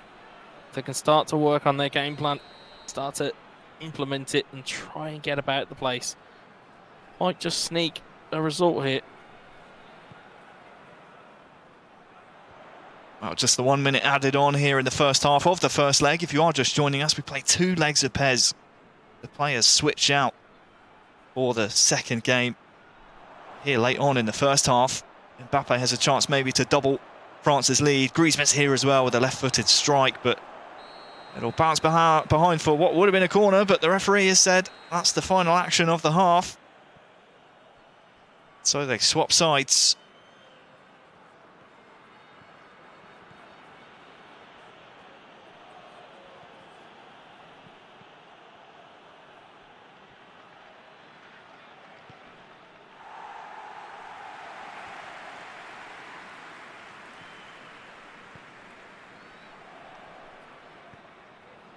Pogba.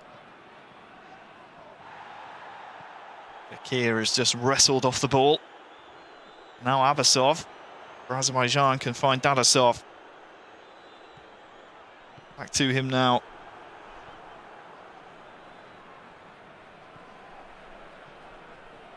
You're right, this is a bit of a dogfight so far. It's not been the cleanest game of PES we've seen from the 3-time world champ Mbappe.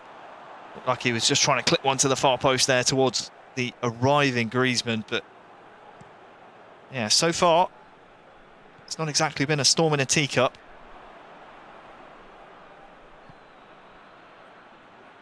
That's the thing with these types of games. Sometimes you have to win ugly. Sometimes you have to get into a scrappy game, and sometimes you have to ride your luck. And at the moment, I wouldn't even say it's luck. I think it's just the fact that Azerbaijan can't get out of their box, and it's thanks to the pressure that Uzbekistan is putting him under. Griezmann, Koeman has plenty of time here. Goes for goal himself. Tries to get the effort beyond the keeper, but Azerbaijan keep it just a 1-goal lead for France as it stands.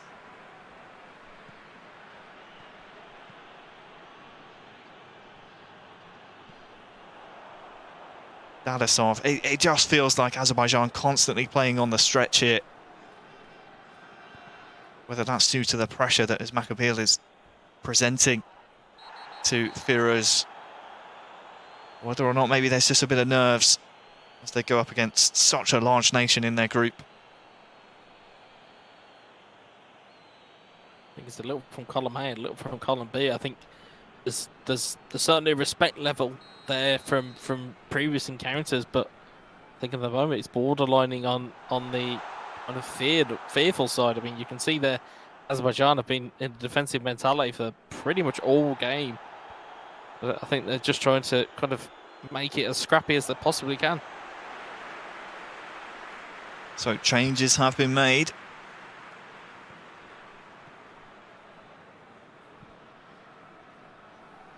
Long ball, not effective so far for Azerbaijan, and while Uzbekistan will be happy to give his compatriot colleague Lotfi a goal advantage potentially into the second leg, you know he'd want to win by 2, 3, 4, as he always does. It's just the mark of a world champion. So this might frustrate him a little bit the more the game goes on.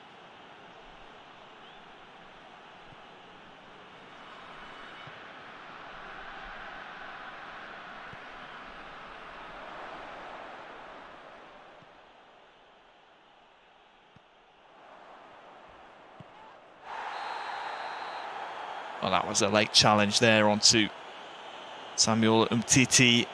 It's a very naughty one indeed by the Azerbaijani captain. It goes into the referee's book.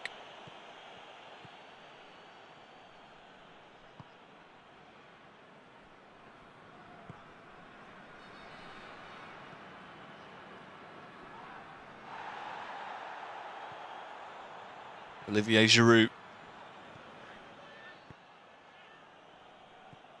It's just not been as mesmeric as we are accustomed to seeing from Ismail. You can tell he's slightly frustrated. Ben Yedder back to Giroud, pulls the trigger. Cannot find the back of the goal. That was a bit better. A good 1-2 to Giroud. But the finish is just sliced wide. Yeah, you can see, you can sense that slight irritation that there is coming from Uzbekistan at the moment. You can just sense that it's just a little bit of discomfort.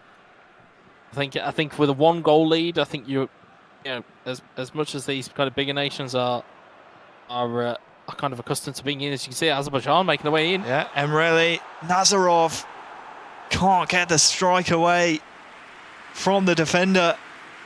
It'll bounce behind for a corner. Those are the chances you've got to take against teams like France. You have to take those chances. I'm kind of sat here with hands on my head, willing them to try and take a first-time shot there. Instead, try to dummy back, try to kind of make an angle even more so, but it wasn't always there for Azerbaijan to be that. It'll be another corner. Final 10 in-game minutes of this first leg. Swung in towards that front post, but Hugo Lloris is positioned well by the 3-time world champion Ben Yedder.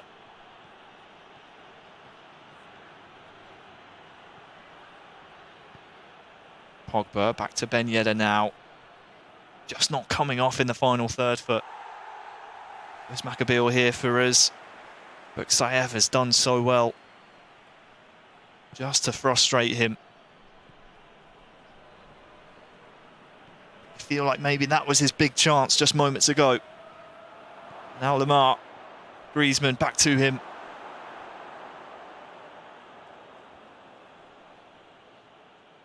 Still with the Arsenal man.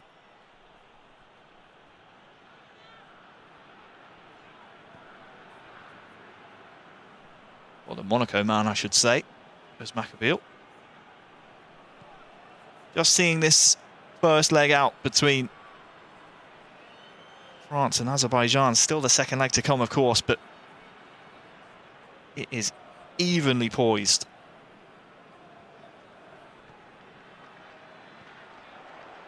Maybe one last chance here for Azerbaijan. As Firas comes forward, but dealt with well by Ismail, and that will be the final action of this first leg. When we come back, the second leg to come between Azerbaijan and France.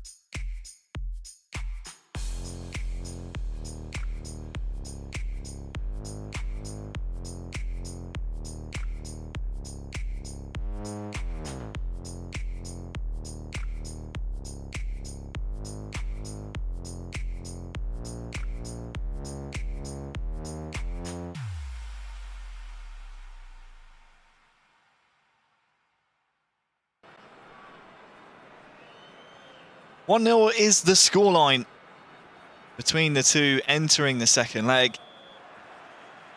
Azerbaijan will have hope that they can snatch a result here. But as we know, France are a difficult nation to keep track of. Lotfi's in for France. Dr. NR is in for Azerbaijan. Next to me, of course, Stuart Wesley.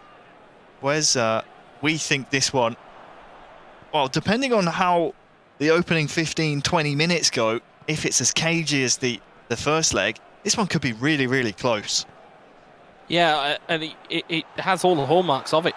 It really does. I mean, you know, the way that Azerbaijan are, you know, playing at the moment, not letting in that many goals. So if they can get one down the other end, you could cause some real problems here for France and for Lotfi. But, you know, we've seen it before from France and from Lotfi himself. We've seen him be able to rein in the goals kind of as and when they really want to put the performances together. So, you know, I think it's going to be a fascinating watch here.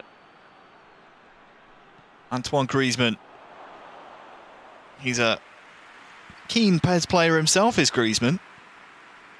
He's won a few charity cups that I've had the pleasure of commentating over. He's not too bad at the game either.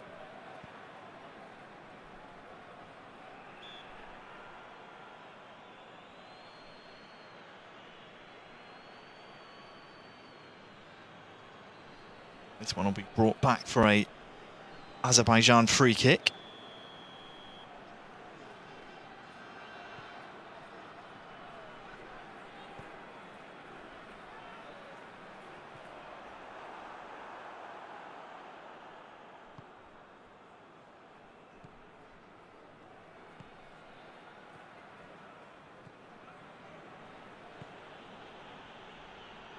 Coman. Mbappe. Griezmann back to Mbappe perhaps, but the defence slams the door shut.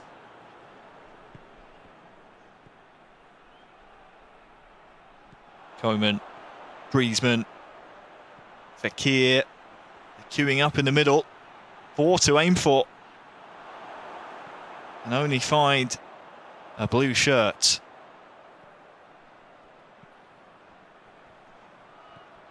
Fortunately for Lotfi, it's the wrong shade of blue.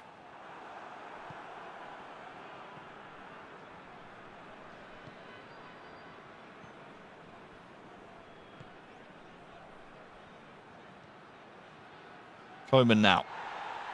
It's muscled off the ball and the referee was under pressure maybe to give that one.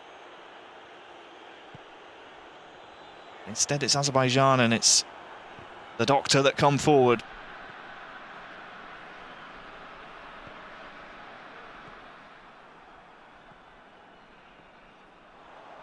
Almeida and Shidaev. Dadasov getting involved now as well.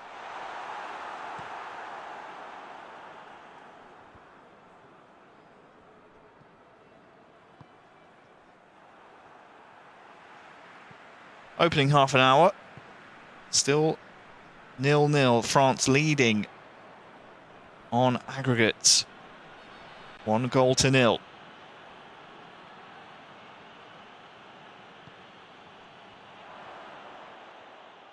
Mamadov is able to clear the danger here. It's not been inspiring from either nation so far.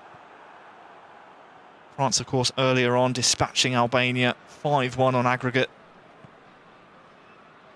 They are looking to take a big leap towards qualification. Mbappe goes for goal. And it might come back to Coman, but the defence cleans up after the save.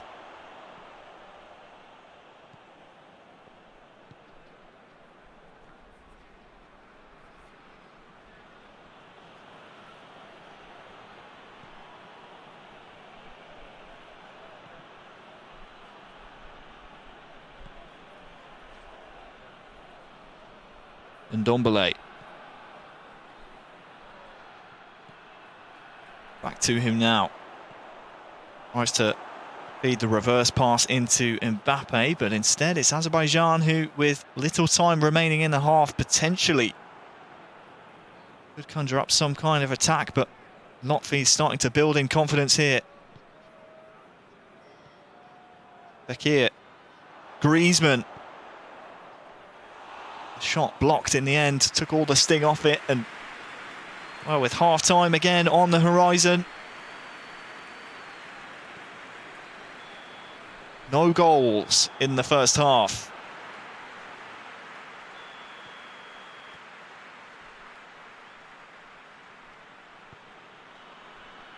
A side switch, and now it's France attacking from left to right. Griezmann looking to start things off on the front foot. They'll get a corner.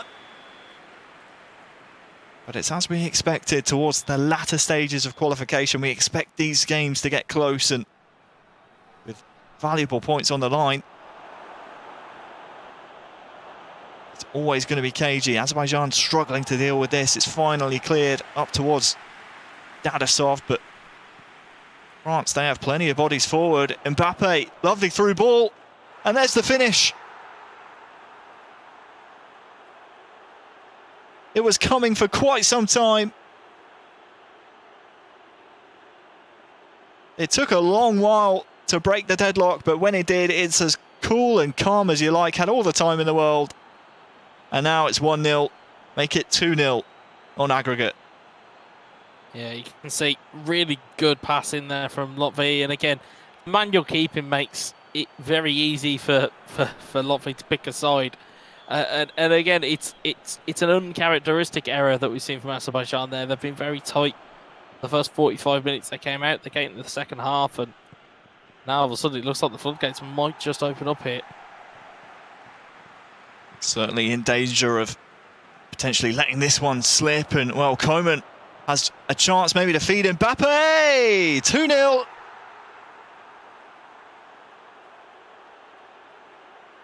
Well, call him Mystic Wes, because like a London bus, you wait for one and two come at the same time, one after the other. Mbappe scores again.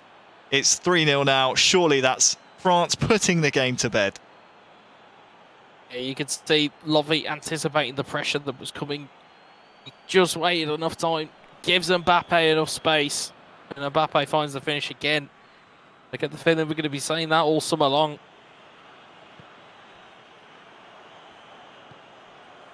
Absolutely right. It's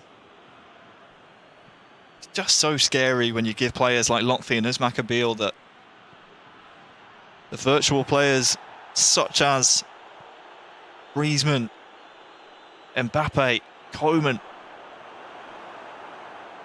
it's always going to be difficult to try and snatch a result away from them.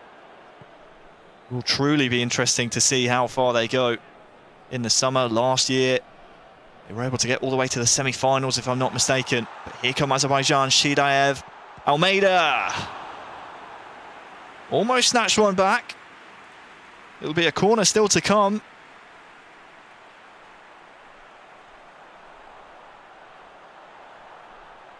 Good build-up play, but Lloris always had that one covered. Corner now.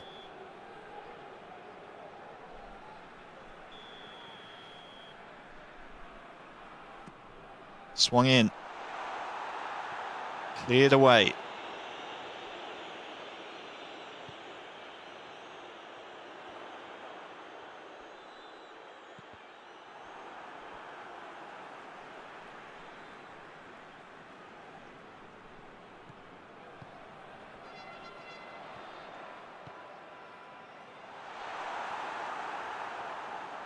So we're into the final third of this second leg. France 2-0 on the day, 3-0 leading on aggregate. We're going to see a comeback from Azerbaijan. It has to be fairly soon. Nazarov here for Dr. Dadasov. Had a man over on the far side, but instead Koeman and the boys can pull forward. Griezmann can't get there before Balayev does.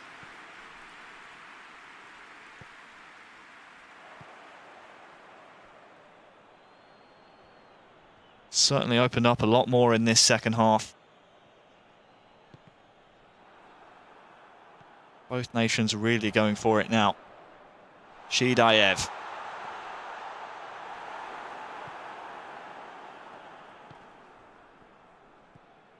Dombele, Giroud, Coman. This is mesmeric from France. Griezmann. Who can he pull it back to? Does he need anyone else? Coman! Well, looks like the referee here is going to give a penalty, is he? For a foul on Griezmann by the goalkeeper.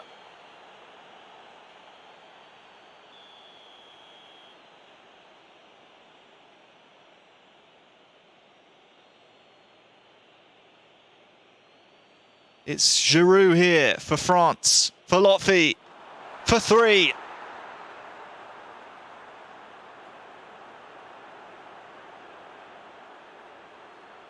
Three on the day, 4 on aggregate.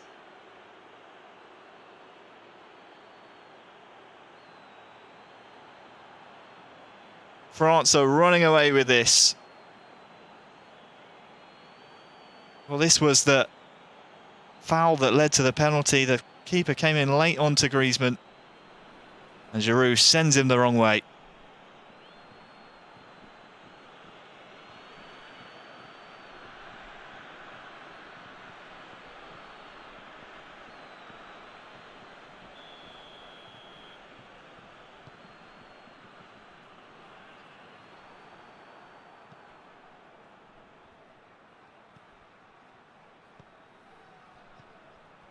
Well, we might be looking at potentially a cricket score here. Giroud's going for goal as well, and it's 4.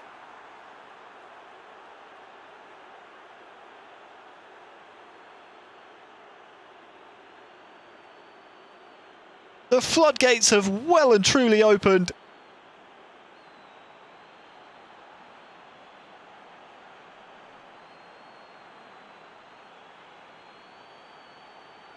This is such an acute angle. To squeak it past the keeper at the near post.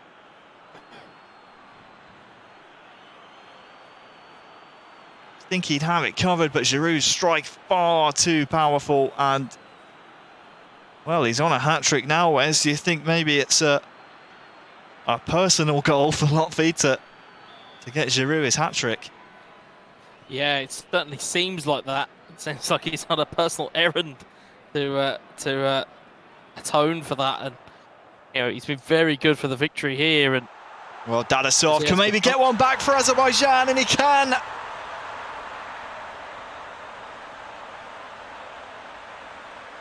Again, it probably won't make a difference to the final result.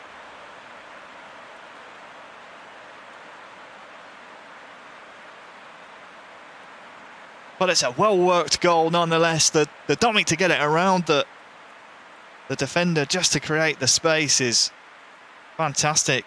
That leaves a mismatch inside, and Azerbaijan, they get their goal.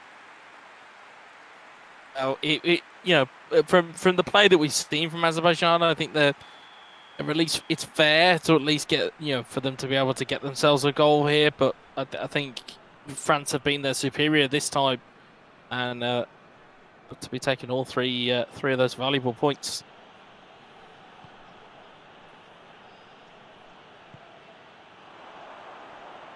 Credit to Azerbaijan and Dr. NR.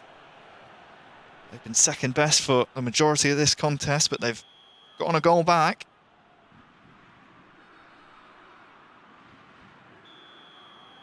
Corner though to France. Swung in towards Mbappe at the back post.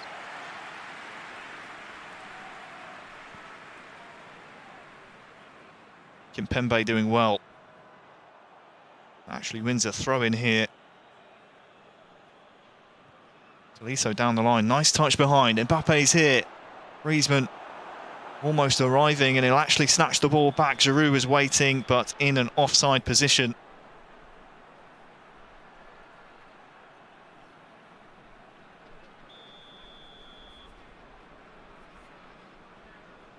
Just 5 in-game minutes to go until this one's in the books. Got Nazarov here. Shidaev as well. Tackled well by Varane.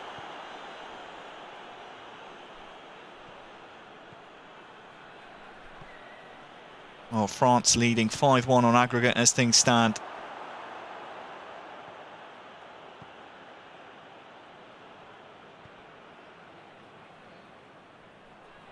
This would be a huge result in the landscape of the group. Shidaev going for goal, but again, he's offside.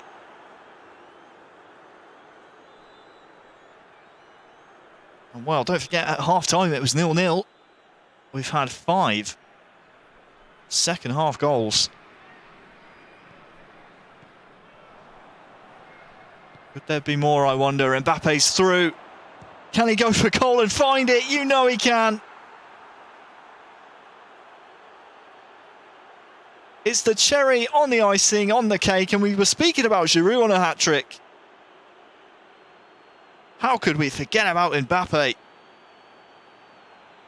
Great finish. This one is France 6, Azerbaijan 1.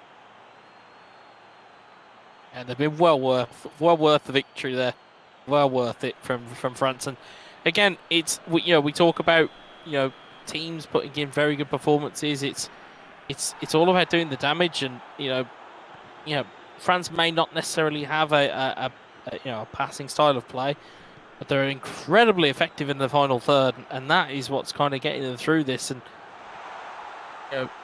I think you look at we're earmarking Spain as a potential favourite. I think you've got to be looking at France in that direction as well if they do obviously come through and qualify.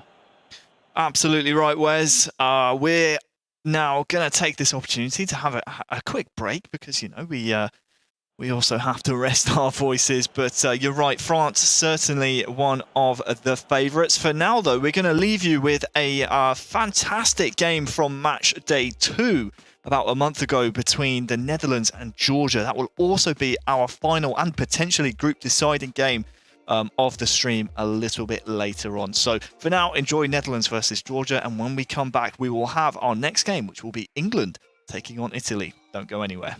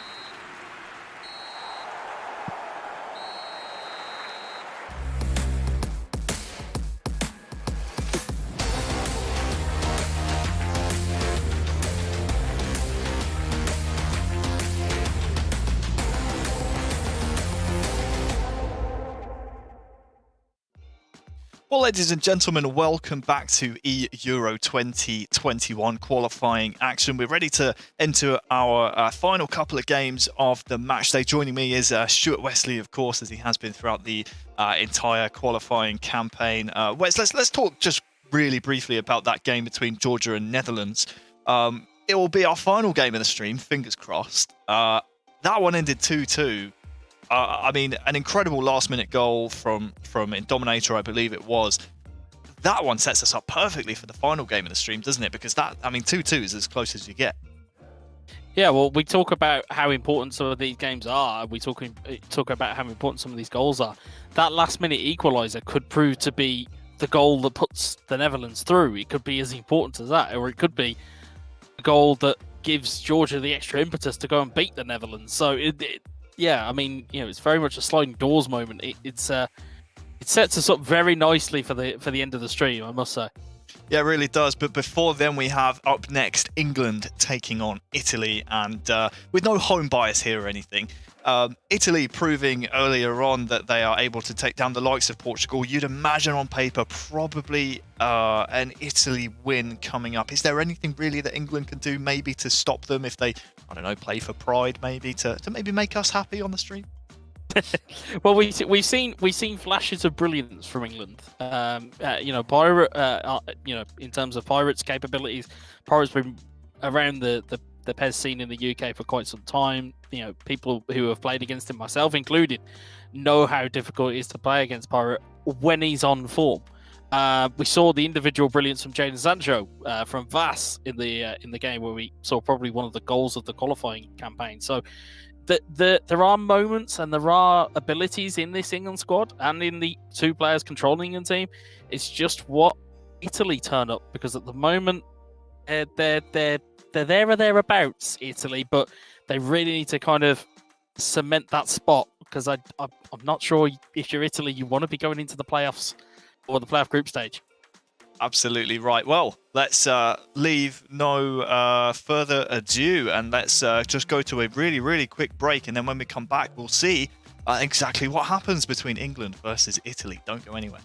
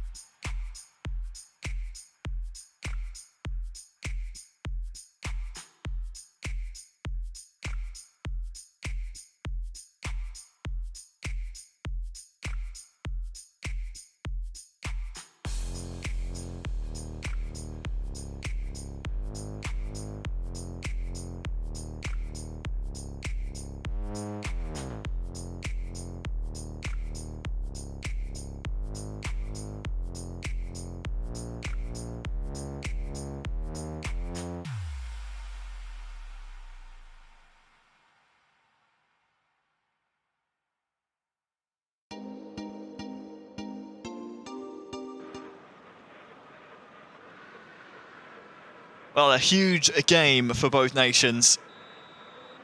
For England, at this point, potentially playing for pride. For the Italians, a potential banana peel match, perhaps, against the Three Lions. The Azzurri attacking from right to left with Naples. And England, controlled by number 1 Pirate, attacking from left to right. It's Italy who start things off on the front foot here.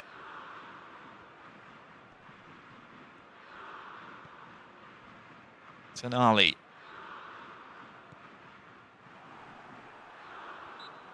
Zaniolo is adjudged to have fouled Ross Barkley here, and that gives me a chance maybe to ask Wes as to, again, which way this one potentially can go. We said it's a bit of a banana peel potentially for Italy. It's not an easy group by any means.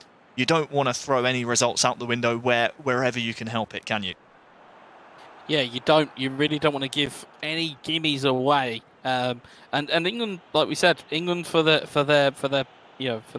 pitfalls and for their triumphs, they're not a bad side at all. It's just a case of what versions of these teams turn up. If England are motivated and England want to take it to them, they have got it in the locker. And very much the same for Italy. Whether we're going to see the same kind of possession style football that we saw against Portugal remains to be seen. But how Naples is starting off out here doesn't look to be more of the same. Instead, it looks like to be a little bit more on the front foot.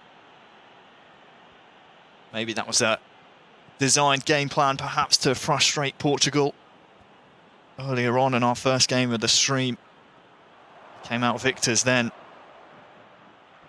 After a 1-1 draw in the first leg, it was a 2-0 decisive victory by Nickel Dan. For England, though, again, have a strong team behind them. After being drawn in such a tough group with two really strong nations in Portugal and Italy, was always going to be a big ask for them.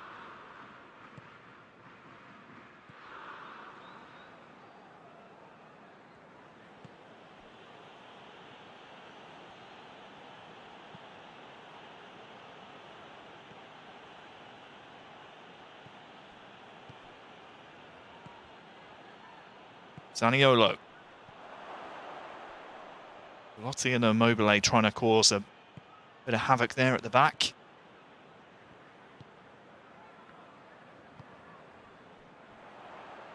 First chance to see England really come forward now. Sterling with a cross looking for Harry Kane. Save needed by Donnarumma. Mason Mount here can maybe feed Kane again. 2 saves in as many minutes and 2 really strong chances for Harry Kane.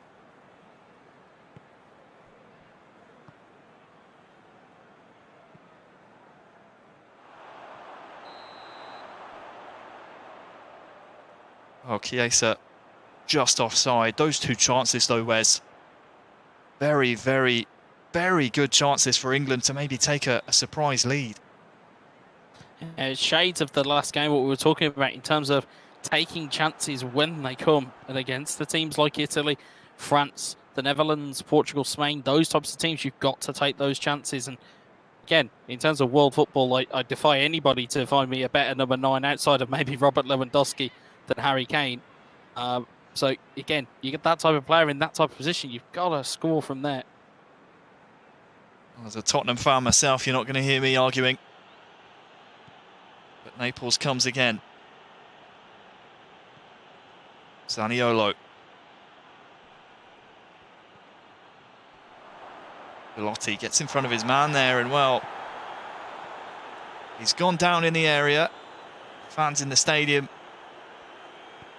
didn't like it, the referee did. Raheem Sterling now. Tackled well by Naples. And as far as 0-0s go, been a fairly open one here with 10 minutes to go until half-time. Yeah, I mean, like we said, having a look at the Italy that performed in the first game, you can maybe draw your own conclusion whether that was because of how important the game was, or maybe it's a case of, it being their first game of today's qualification. maybe there was a little bit of nerves thrown in there, but they certainly opened up a little bit here. But England, again, not being without their chances, not being without their opportunities. And Pirate will be pretty pleased with it going in at 0-0 potentially if it does stay that way. Sterling again giving chase on this near side. He shrugged off the defender as well. Harry Kane's waiting. So is Bonucci. Look at that possession statistic there. Far and away more. 75% of possession to the Italians. But Pirate, to his credit, isn't messing around when he gets the ball.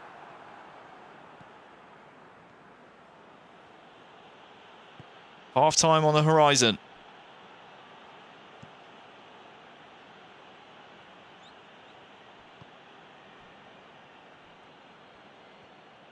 One last attack of the half perhaps here for the Azzurri. Immobile goes for goal, and it's just wide. That could have been a real sucker punch to England there.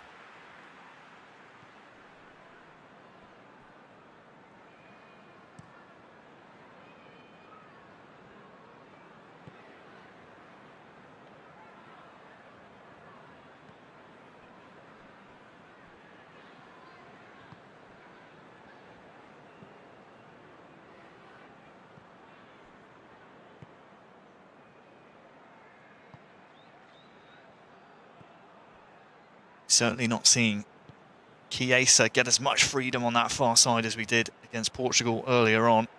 Immobile, though, is always going to be threatening down the middle. I think the interesting thing to note about the champions is the differences in their styles of play. Naples not really favouring that left-hand side, looking for a more direct route through the middle to use Immobile. Nicholdan saw use Chiesa to great effect, but again, it you know, as we talked about, you can have as much possession as you want, but if you're not doing enough with it, you can really be caught out. And again, to Pirates' credit for the possession that England have had, they've been trying to push the issue. You know, Sterling had a chance, Kane's had a chance, or had two actually. So it's not without trying from England. They're certainly giving it a good go here. Tonali now. Immobile, Belotti.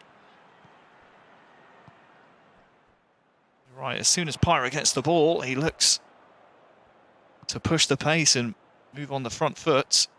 Sterling, given time to turn here.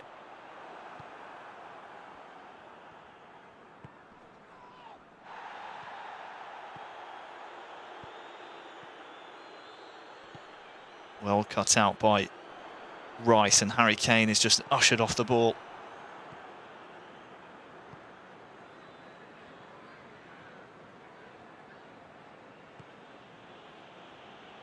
Another one of those games where you're just almost expecting a goal just to open up the contest as a whole.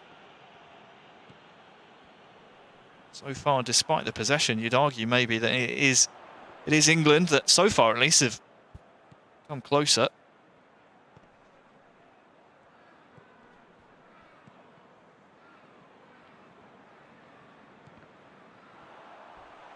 Sterling gets the ball back. Bounces back to Mason Mount, but Harry Kane's stood offside, and I wonder whether or not this break in play might just usher in some changes and just use this opportunity to freshen up some personnel.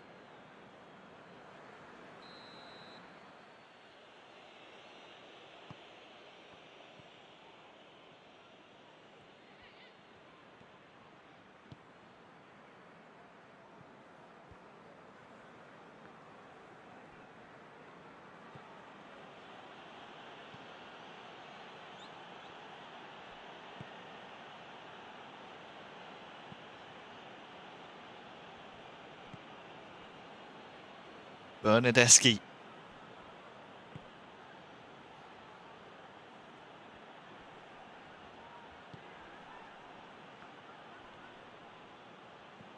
Maddison with the tackle, but Naples retains possession here. Final 15 in-game minutes. England 0, Italy 0.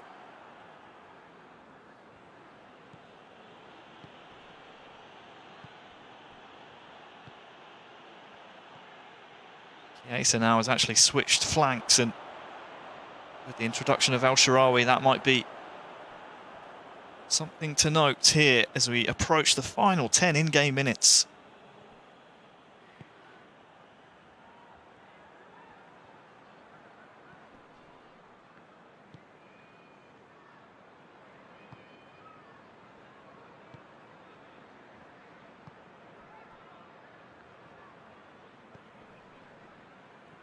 Bernardeschi now, just again, can't quite find a bit of quality, but this one will be brought back.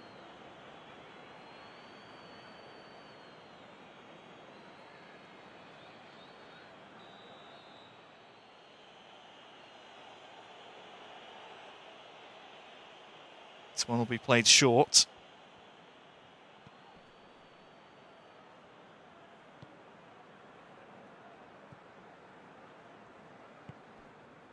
Very pedestrian so far from Naples, it has to be said. Spectators, certainly the neutral fans, won't be enjoying what they're seeing, but this is how they won the championship last year, frustrating their opponents and retaining possession at any opportunity. Tonali, Bernardeschi. Immobile wins the ball back. Rice has stumbled, and Immobile can go for goal. And it took 88 minutes, but we have our opening goal. Immobile, right place, right time. Rice just cannot get it out of his feet, and that one will be a bitter pill for England to swallow. It's 1-0. It definitely will be. I mean, Pirate, there's nothing more he could have done there. You know, he's charged up the clearance, and then I think it's Rice there who's just charged forward as the animation has taken him, and ball has stayed where it is. Immobile seized onto it. And again, it's a real kick in the teeth if you're an England fan, and especially if you're Pirate there. There's nothing more you can do in that scenario. Just a shame, really. I think a draw would have been a fair result. I don't think Italy have done that much, really. To really Rashford's warrant on the pitch, and he's found the goal.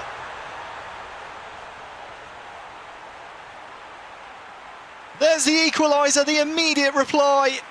And you said, Wes, right as you said it, a draw would be a fair result. It could well be our final result here.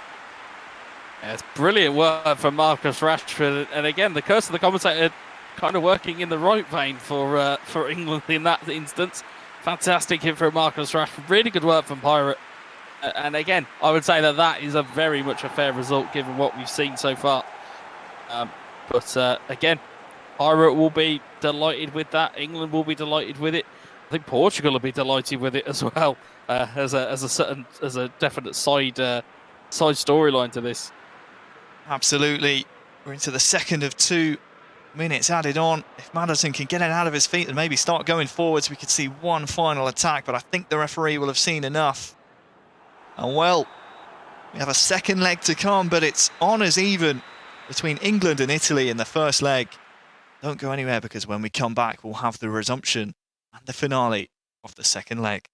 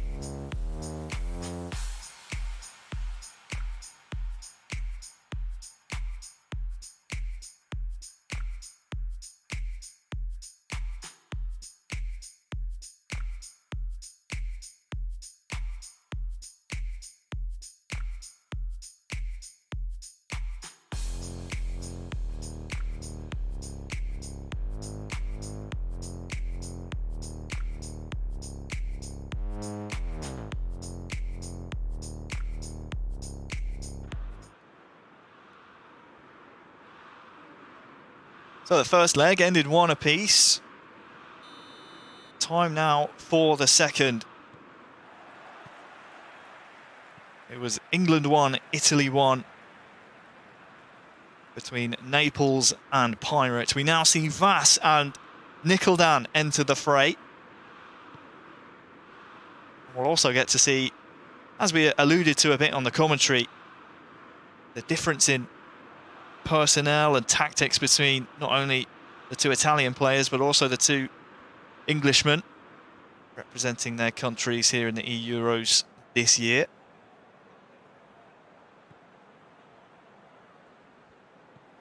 Of course, we know Nicholdan likes to use Chiesa on this near side on the left. Try and overload that side. It looks like Sancho here for England has maybe a chance to get things going. Went for the first time chip. You have to applaud it, but lacked a bit of technique there. Probably not in the game scenario that you need it, but you appreciate individuality. I think I did message Vass after seeing that Sancho goal, and he basically said, "Well, I needed to leave my mark somewhere," and I think he's probably trying to do the same thing here. Although he could leave his mark by trying to beat Italy here, rather than trying to score spectacular goals. He could very much leave his mark by taking 3 points. Well, of course, after the first leg ended 1 apiece, you're essentially playing 1 game apace here for all the marbles. It's a long ball all the way through to Kane from the goalkeeper. He goes for goal. Wide of the target. Perfectly timed run here. Not often you see Harry Kane miss his mark from that kind of distance.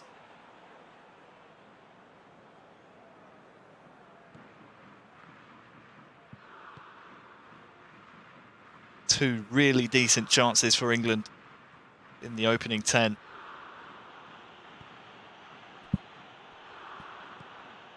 And again, it's like we said, got to take your chances when they come about here. Immobile's in the box and he's found a goal. As you said it, you have to take your chances, because if you don't, your opponent more than likely will.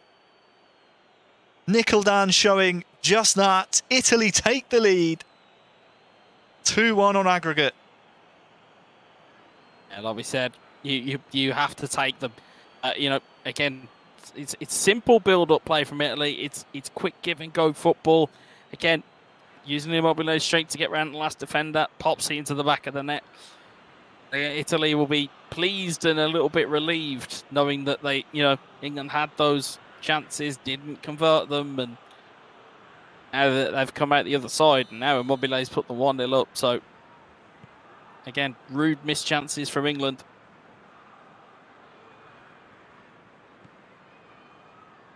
What does Vass have in response, I wonder?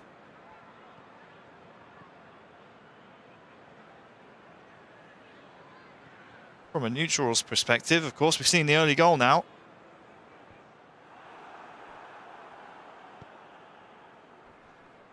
So that might just open things up.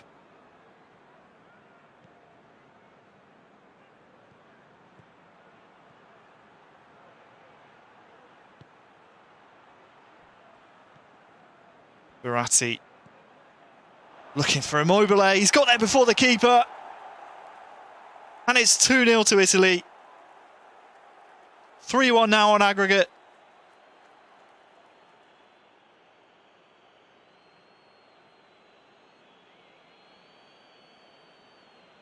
It was a great lofted pass into the path of Immobile. The English defence just could not keep tabs on him. Henderson could not react quick enough. And it's Immobile who puts Italy 2 goals clear. 2-0 on the day, 3-1 on aggregate.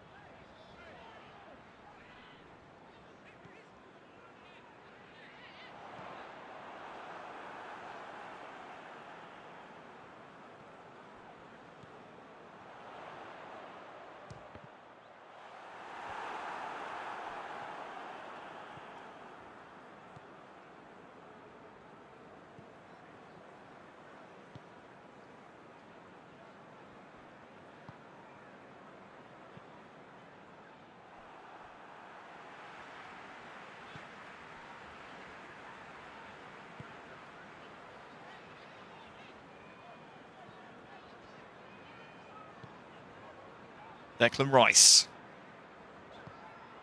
Half an hour gone now. Looking towards Harry Kane, but can't find him. Rashford with the double touch, but just runs out of room there.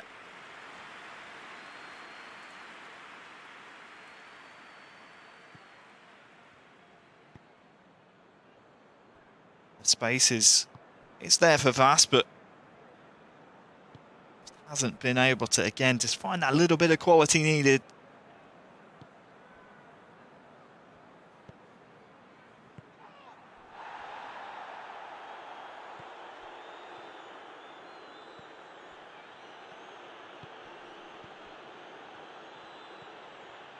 Verratti. Gomez called into action.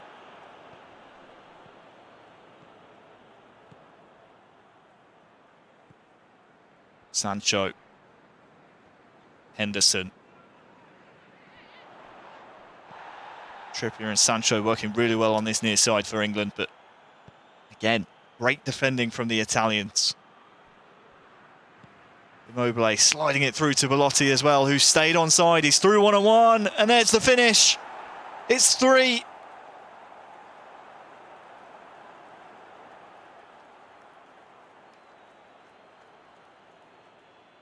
Three in the first half of the second leg. 4-1 on aggregate it is now to the reigning champions. And it's just too simple. Immobile at the heart of it once more. And Belotti does the rest. Yes, that champions mentality that we sometimes talk about is that even when you've got poor performances and even when you've not been playing quite at your best, you still find ways to score. And Belotti sums that up perfectly, lofting it just over the keeper. And Vass is kind of looking, well, he's looking a little bit all at sea. And I dread to think that this could get even uglier as time goes on here. Chiesa wins the ball back as well. Half-time cannot come soon enough here for England.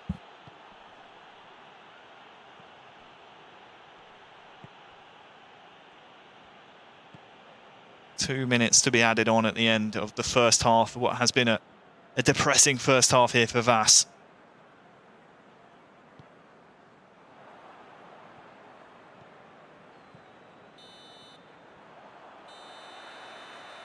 (3-0). An absolute clinic. It would take an almighty turnaround from England in this second half, Wes. Yeah, it would be something out of the very extraordinary playbook from England to be able to get themselves out of this one. But I can't see it. I've seen it done, but I can't see it happening here. Well, the fans in the stadium no doubt will be just hoping they have something to cheer about. Kane stops on the ball, lovely. And there's just something to cheer about.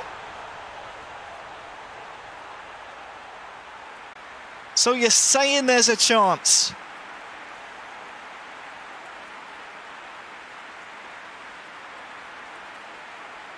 Wonderful from Harry Kane, and Vass controlling him. Sells everyone. Just stops on the ball, and the finish. Well, where was that in the first half? Well, we talk about leaving his mark on teams here, and Vass, again, just neat little step. Basically just says, see you later, defender. Defender goes flying out the way. And Harry Kane, like we said before, if you want number 9s, there is nobody in world football who does it quite like Harry Kane at this point in time. So, 3-1. We'll see what Nicodán has in response. Verratti is just an amazing run, but can't find the finish. Hits the left stanchion there. Does everything except the final product. Wonderful, amazing run, but just wide of the target.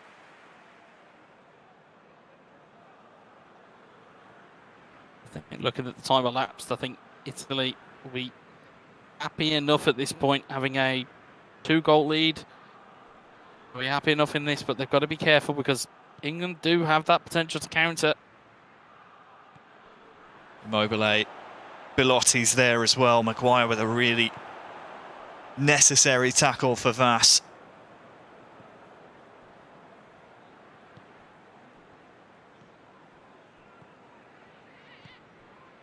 Declan Rice. Rashford back to Rice now. Lovely 1-2. Tries to hit the cross on the volley. Harry Kane's there asking the question, but the Italian defence has all the answers.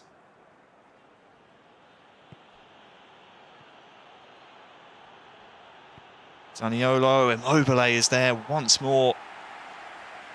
So dangerous, Immobile.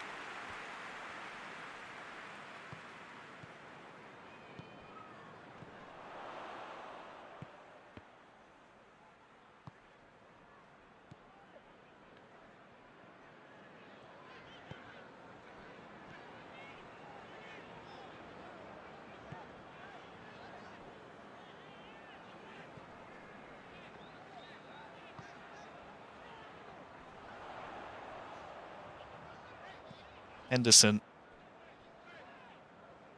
Trippier has Sancho running beyond. Instead's going to try and find Harry Kane.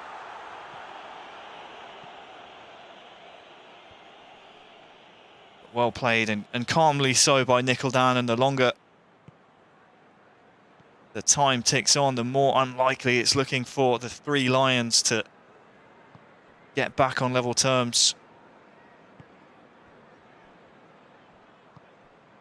Chiesa to Verratti.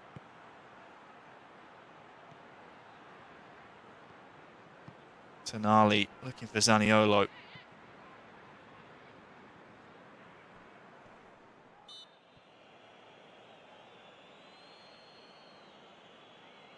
Ben Chilwell has been adjudged to have been fouled. That one's looking a little soft for my liking, but the linesman's right there. And now come the changes.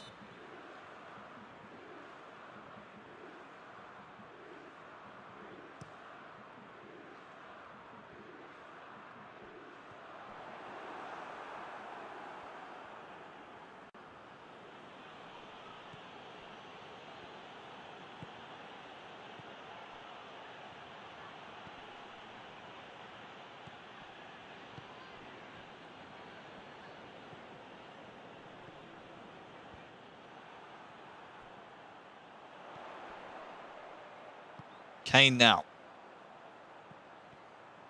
Oxlade-Chamberlain, can he produce a cross? Harry Kane's there as well, it's blocked.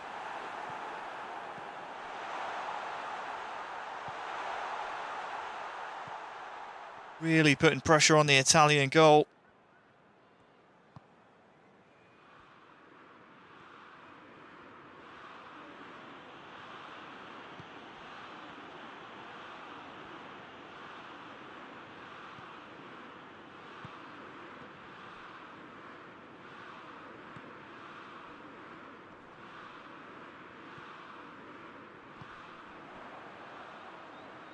Seven in-game minutes to go.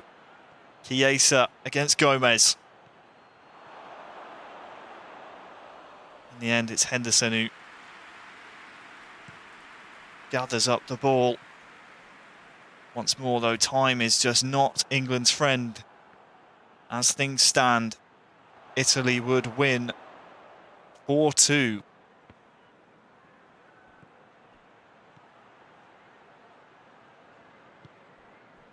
Those three first-half goals just insurmountable.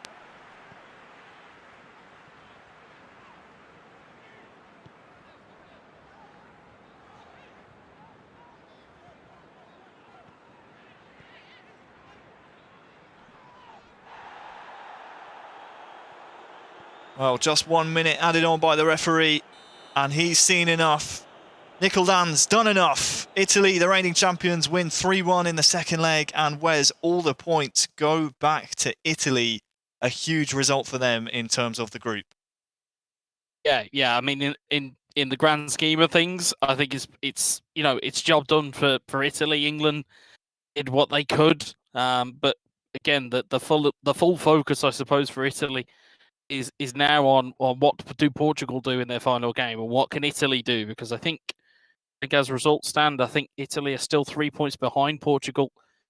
So it's going to be an interesting look and seeing exactly what happens going forward here. Well, absolutely. We'll take a quick look at the statistics here between England and Italy. And to Vass's credit, had more shots, more possession, but it's not how much of the ball you have, it's what you do with it, as we often say, Wes. But for now, before we look ahead to our final game of the stream, let's take a look back at what we've seen already. And you said earlier on, Portugal versus Italy, Italy coming out on top in that particular contest. Interesting to hear that they're still 3 points behind Portugal in the group, considering that Italy were able to snatch 3 points away from them.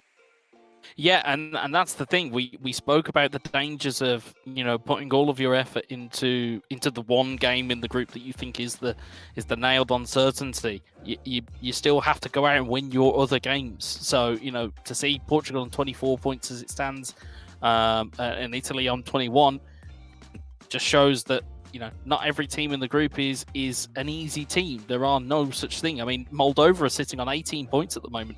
So, they've had a fantastic run with one game left to play. So, again, kudos to these teams coming out and doing damage to these bigger nations, because it's, it kind of teaches them a lesson that, it's all on merit. It's not given to you. You have to go out and win these games.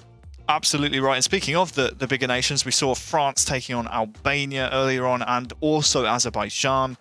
They took down Albania 5-1 across the two legs, 3-0 from Ismail and then 2-1 from Lotfi.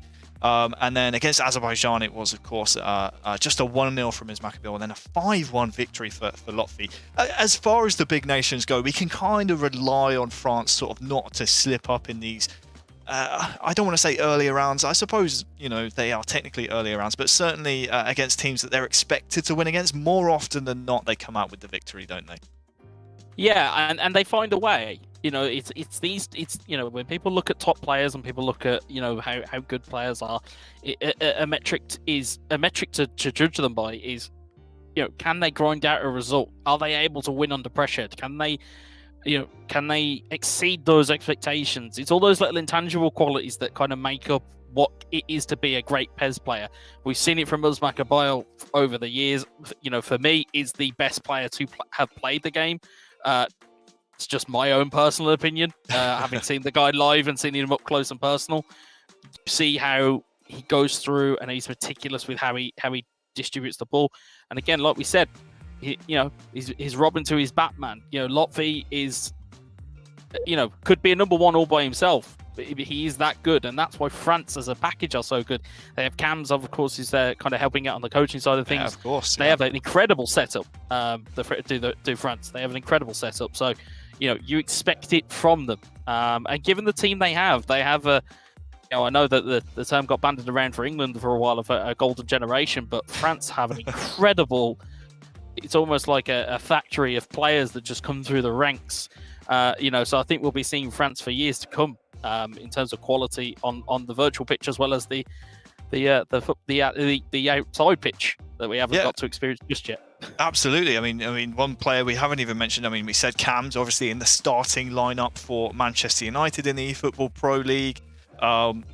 He's obviously coaching France, but then we haven't even touched upon the likes of Kills, of course, leading goal scorer, one of only 2 players, or 3 players actually, I think, that have scored on every single match day throughout the eFootball Pro season so far. He's not even in the squad of the national team, which is kind of crazy to think about. Then you have sort of smattering of talent like Alex GRD.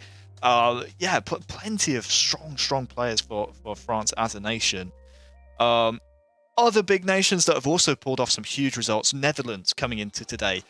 They needed a big result against Greece, the group leaders, and they were able to pull out 2 really solid and professional performances from Eldridge and Indominator. Eldridge winning 1-0, and then Indominator coming in and finishing off the job with 2-0. Do we think that they probably now are in the driving seat in that group, or do we still think Greece have it within their hands to win that one?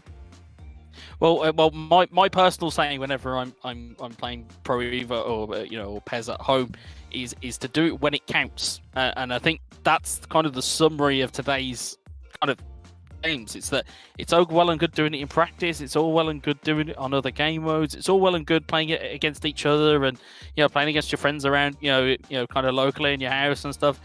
It's all here where it counts. It doesn't matter about what happens before now. It all happens now, and that's kind of where all roads lead to this Georgia-Netherlands showdown. That it's too close to call. It has so much riding on it. I'm at a loss as an analyst, which is a very rare thing for me to have happen.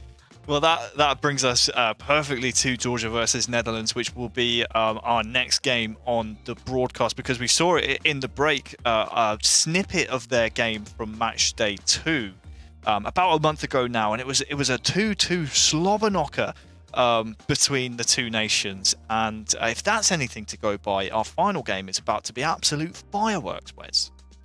Well, yeah, I mean, there's two very interesting parties in this game. One of them is Greece. The other one is the Netherlands. Whoever, if Netherlands, I think the way that it works out, if the Netherlands win this game, and they are through automatically.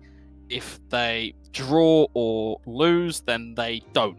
They end up going into the playoffs, which, again, for a nation the size of the Netherlands, for their pedigree, for their qualities that they've got as a nation, you talk about conveyor belt of esport players, the Netherlands are one of the best of the bunch. Absolutely right, and it's not all doom and gloom if you fail to automatically qualify. Of course, if you are just joining us for the first time, the top teams in each group qualify automatically for the finals. The second place team in each of the groups then get put into some last chance playoff groups, which are going to happen in a couple of weeks' time. You don't want to miss it. Make sure you're following the channel wherever you're watching us. But you think back to last year, I mean, Spain were drawn in a group with Serbia. They had to do it through the last chance group, and of course they made it all the way to the semi-finals last year, if I'm not mistaken. So it's certainly not all over if you fail to automatically qualify, but you have to be within one of the top two spaces come the end of the match day. Right, okay, what we're going to do then, Wes, is we're going to throw to hopefully a very, very, very short break. And then when we get the go-ahead, we can jump into our final game of the stream, Georgia versus Netherlands. A potential win and in situation here for the Netherlands. We'll keep you posted, of course, with all the group permutations as we go. But for now, don't go anywhere, because hopefully when we come back, we will see Georgia taking on the Netherlands.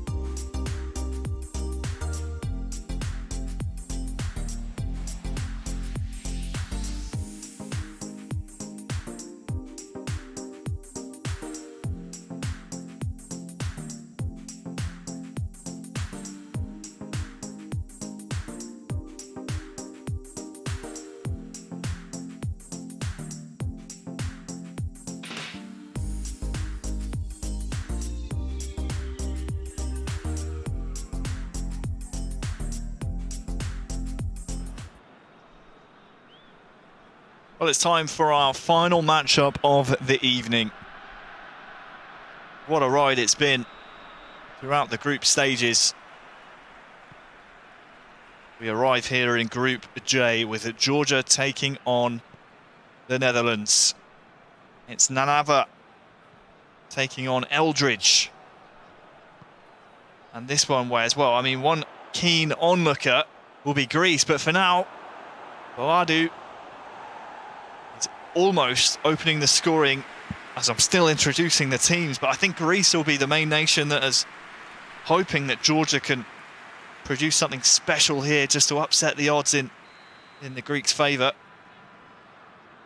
I think there'll be three Greeks in particular who'll be all waiting with bated breath on this one. It's swung in, cleared by Georgia.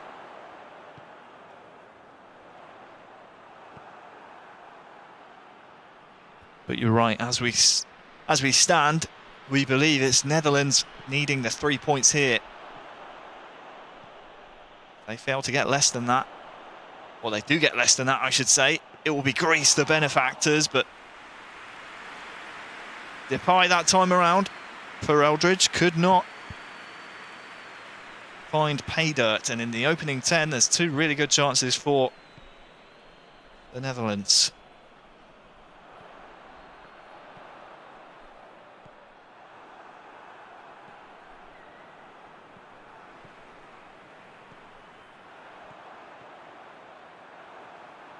really good build-up play there by Georgia.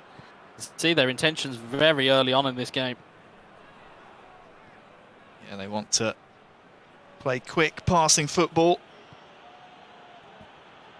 It's something that Eldridge, of course, of Manchester United will need to be very, very wary of.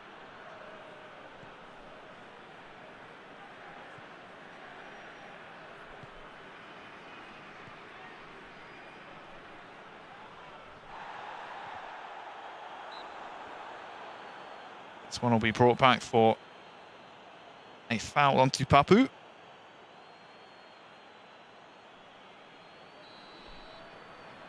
And that will just relieve the pressure onto Georgia, who started this match day sandwiched in between the two nations that we currently have our eyes on. Our proverbial eyes, of course. Netherlands, one of them, who we have our literal eyes on. And then Greece, who will be watching with bated breath.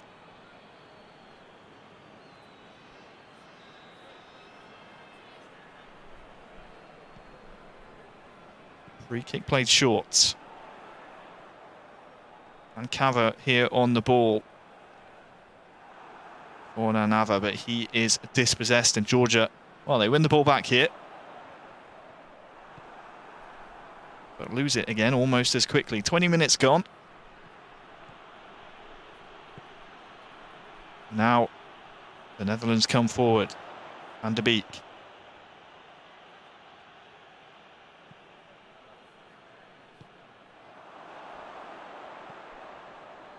Oh, it'll bounce through here to Depay. Who can he find? It's De Jong!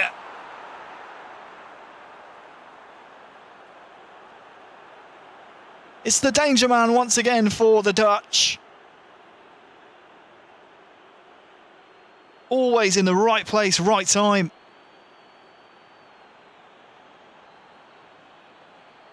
Finds the finish. Cool as you like from Eldridge.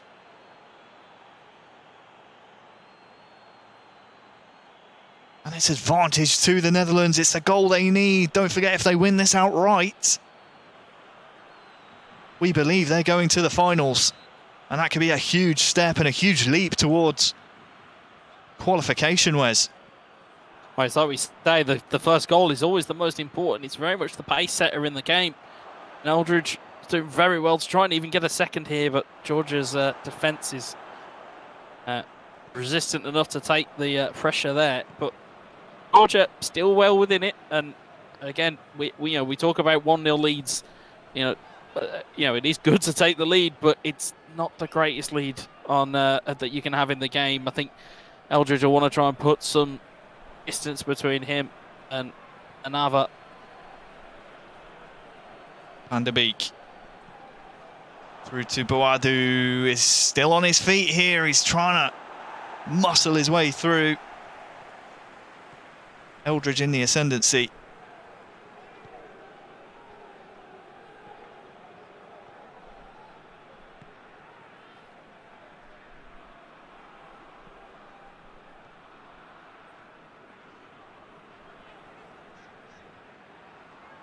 Another here, just losing out in the midfield, but he wins it back here.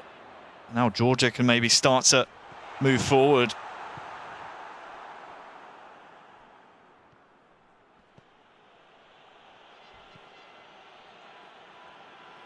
Matthias de Ligt loses the ball. Now Kankava can maybe try and find one of the attacking players in a Georgian shirt, but so far it's pretty much been one-way traffic here, and it's not the type of performance that Greece will want to see out of Georgia. Dirun goes for goal himself. Venomous manual strike.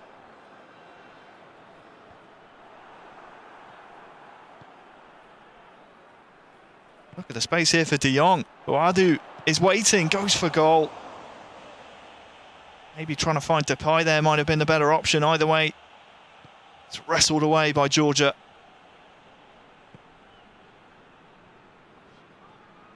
Papu now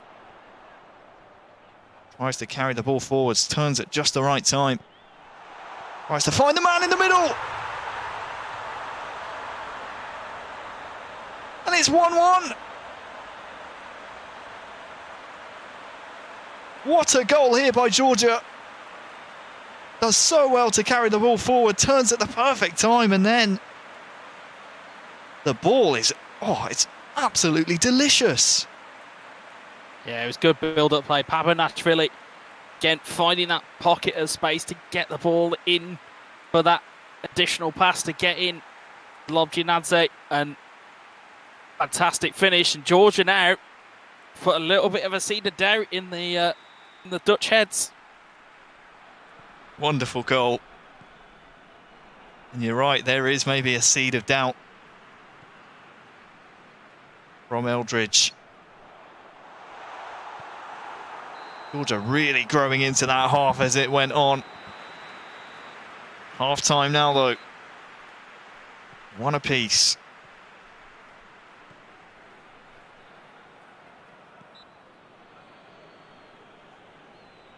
Well, they switch sides. And it'll be an early free kick here for Georgia.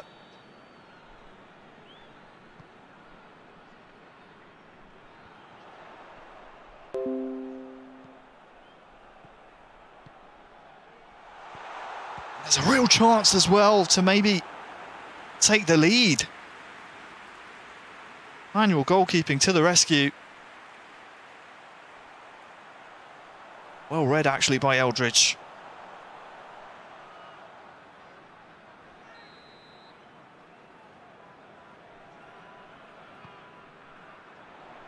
Corner to come.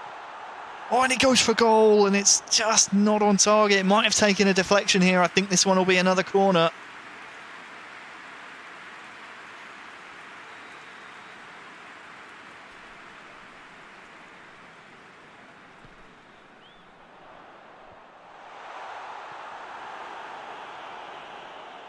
Piling the pressure on here, Georgia. And Kava slid out, and yeah, this one will be brought back. Tell you what, Wes, Eldridge not looking too comfortable here. He's doing what he has to break up the play, but Georgia, since that late surge in the first half, certainly look to be growing in confidence as the game goes on. Yeah, and he doesn't. We talked about it. When it counts, this is a pressure game. You know, the Netherlands know what's on the line here. It's not like, oh, you know, we've got games to make this up. We spoke about it previous match days. These games will pass you by, and it has certainly done that for the Netherlands at the moment. And they're down to the last game of the last match day. This could determine where they end up in the group, and it's not a scenario you want to be in. And Kava here for Georgia. Azerbaijan. Papunashvili. And Arthur's playing some really silky pairs. He's won the ball far up the pitch here as well, but in the end, just necessary to slide the Dutch players to prevent the counter-attack. It's Depay who gets a nasty one on the ankle.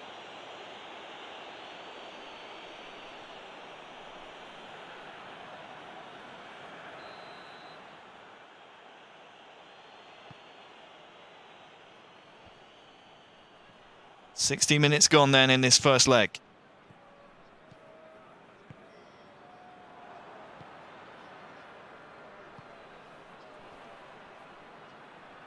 De Jong. Oadu.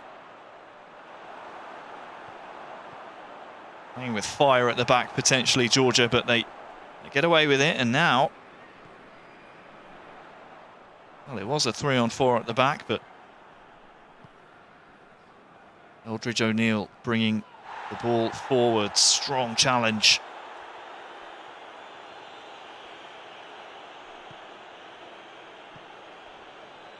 Oadu, Depay's through. Can he get there before the defender? He can.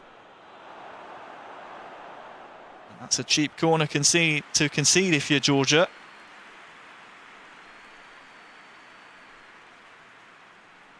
Always going to be a difficult one to bring under control, but will be still a Dutch corner regardless.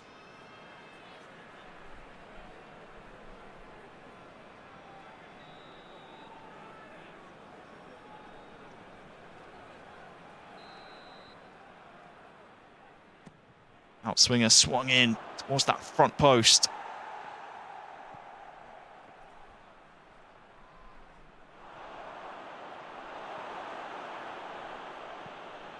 Looking for Depay in the middle. 20 in-game minutes to go. It's Georgia 1. The Netherlands 1. Really stubborn performance from Georgia is how I would categorise this performance at the moment. They've just been... I mean, looking at their performances and looking at the points that they've accumulated through the group, this was never going to be an easy game for the Netherlands or for Eldridge. So... again, you know, if you're leaving it to the last games, you don't want to have your most difficult games at the tail end. You want them at the beginning so you can try and make the points back up. But left themselves in a very precarious position here, and Georgia, like we said, they can do damage.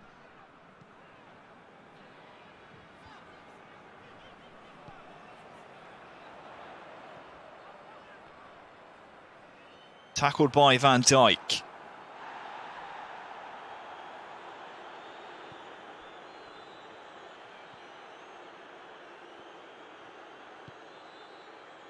Ten in-game minutes to go then. We will see, of course, a second leg following this. Thank you for joining us wherever you're watching. Depay. Berghorst. Stengs is on the edge. It'll be another Dutch corner.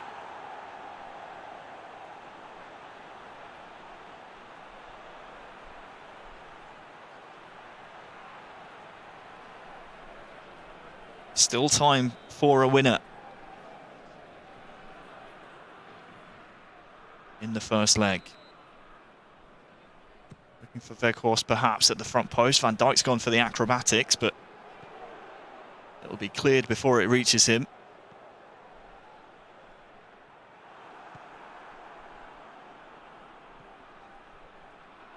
Strootman. Van Dijk's joined the attack now. Signal of intent perhaps from Eldridge. Stengs is on the overlap also. It'll be another corner.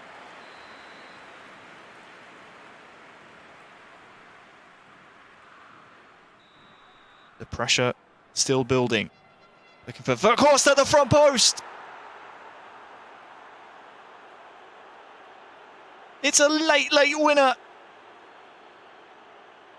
for the Netherlands. Just 4 minutes left in regular time in the first leg, and it's 2-1.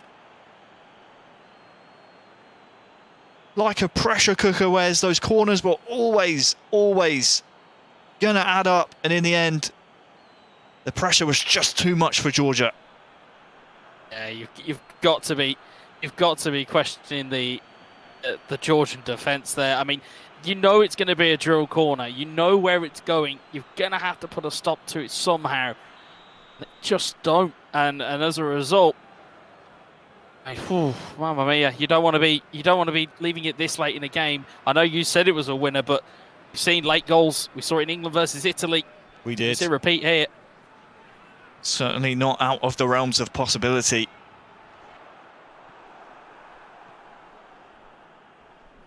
Aldridge now with possession. You'd say that's probably first leg done and dusted. 4 minutes to be added on though.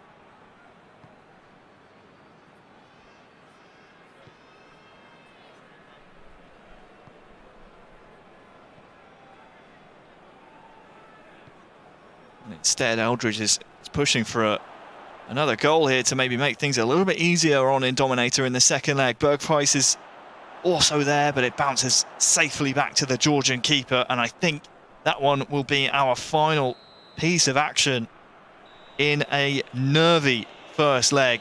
Netherlands, they hold the advantage going into the second. When we come back, we will have the final leg of the evening between Georgia and Netherlands.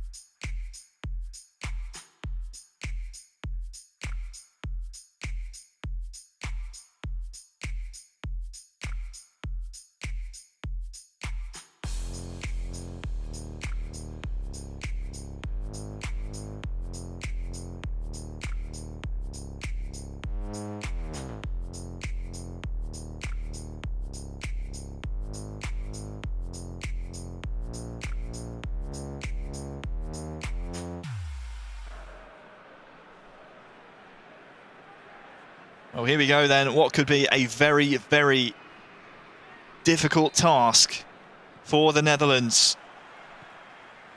They hold the advantage, but only a slim one by a single goal against Georgia here, entering the second leg.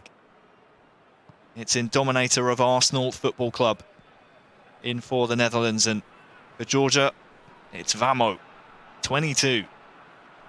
To try and get the business done. Alongside me is Stuart Wesley, as he has been all evening long. Wes, always a pleasure, mate. It's, I mean, we have front row seats, don't we, to potential heartbreak or potential glory for the Netherlands.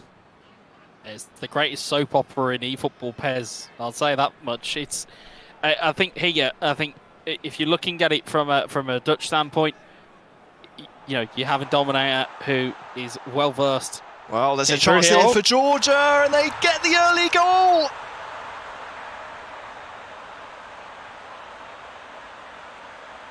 And it's 2-2 in the opening 10 minutes. It's a nightmare for the Netherlands.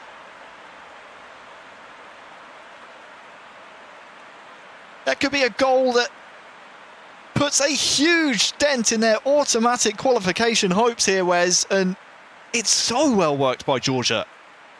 It's that man again. It's Lobjanidze. Just finds his way into the box again. It's a neat little dink. It's a little dink that gets it into the box, slid past goalkeeper. And no sooner was I saying about how well versed Indominator was in these situations. Do also have to tack on a slight asterisk there, is that have been occasions where Indominator's been put under a bit of pressure. It just crumbled a little bit, and I'm sure there's been occasions where we looked at last year's qualifications and we looked at it and there was those slight gaps in the armour, as it were. And well, De Jong's in here as well for perhaps a chance for Indominator to retake the lead. But some good manual goalkeeping by Vamo prevents that happening. Will be a Dutch corner though. Good response by Indominator. This one could be a proper slugfest.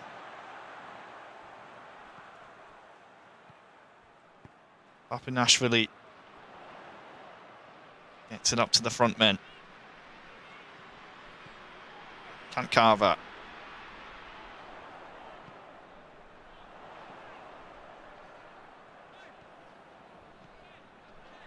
Papinashvili. Lobjanitse. Oh, he's tackled in the box and, well, by two Dutch defenders. Referee could have easily had a look at that one, but instead says, get up and play on.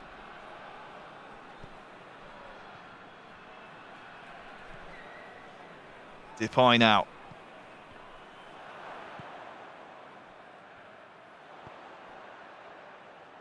Well, Georgia have a good run at the Dutch goal here.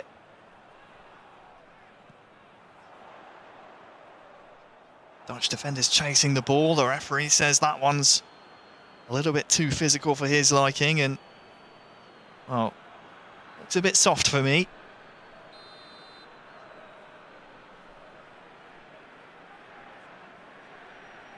Free kick to be swung in towards the front post, and there's an open goal, and it's 2-0 to Georgia. It's Lobjanitse again. The Dutch defence in absolute shambles. It's just an open goal. They're all running away from it. yeah, I think the keeper gets caught out there. It doesn't even, I mean, it looks like the first player is going for the header, completely misses the header. The keeper parries out into very much danger zone territory. You can just imagine being sat at home. You're hammering the shoot button, just praying that it will shoot. And it is that man, Lobjanitse, again, who finds a way. And the Netherlands are in big, big trouble here. Big trouble indeed. Ball is cleared away. They entered this with a one-goal advantage after winning the first leg 2-1. But now they're facing a loss to Georgia as things stand. And Georgia are not done yet. Papinashvili. Well, it's been brought back for an infringement on Virgil van Dijk. 3-2 on aggregate. Chance here for Georgia. Blocked by the Dutch defence once more. I think what's scary about this, Wes, is we haven't seen too much of an attacking threat in the opening half an hour from Indominator. There's been the odd chance, and he's trying to build here. Depay will get to the ball first. And Luke de Jong's there as well, but oh, what a save. Down to his right-hand side. Just as I say, we haven't seen too much of a threat from Indominator. He almost goes and scores. Yeah, and that's the thing. It's for anything that Indominator is creating here, Vamo is just equal to it. Manual saves coming out of the woodwork, left, right, and centre.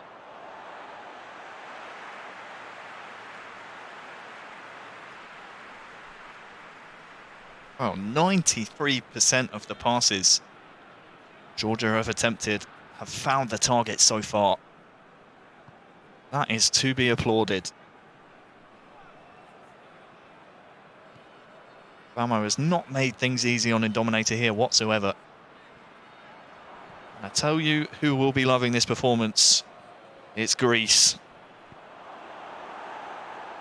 Really, again, stubborn. We use the word a lot, but a very stubborn performance from Vamo so far. heads away the corner.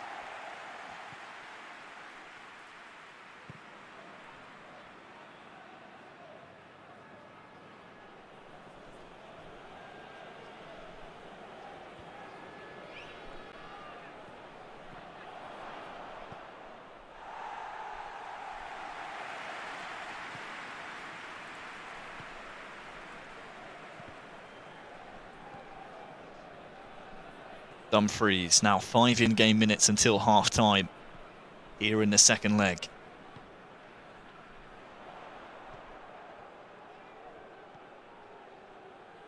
Papu naturally giving chase, and, well, you'd say that's maybe a mistake by Van Aanholt. Let it run. Lobjanitse, of course, on a hat-trick at this stage.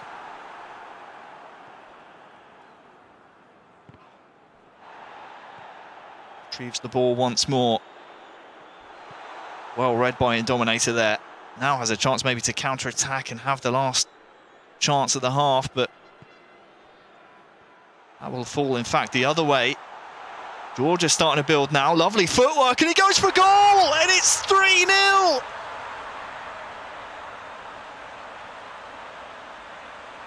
Heartbreak at half-time.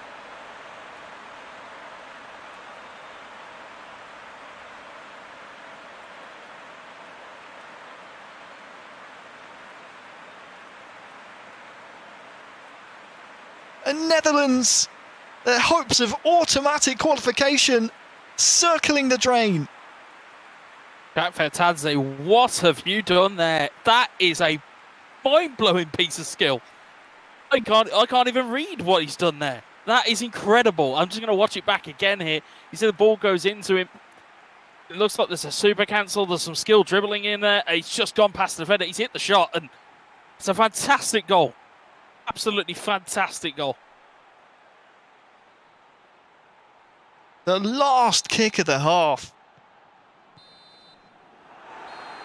And the Georgian fans are absolutely loving it. As will the Greek fans. It's now Georgia 4, Netherlands 2 on aggregate. Who saw this coming?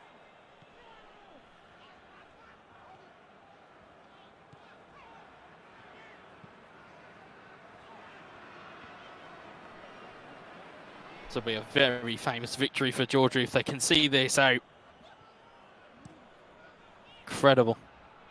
Well, I don't think it would be enough to see them feature in the playoffs, if I'm not mistaken.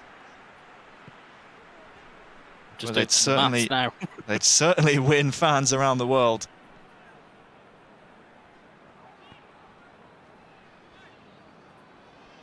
I think they entered today, as we said before, sandwiched in between the Netherlands and Greece in this really tightly contested group.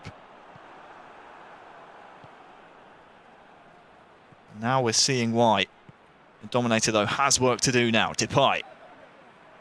De Jong just cannot receive the return pass.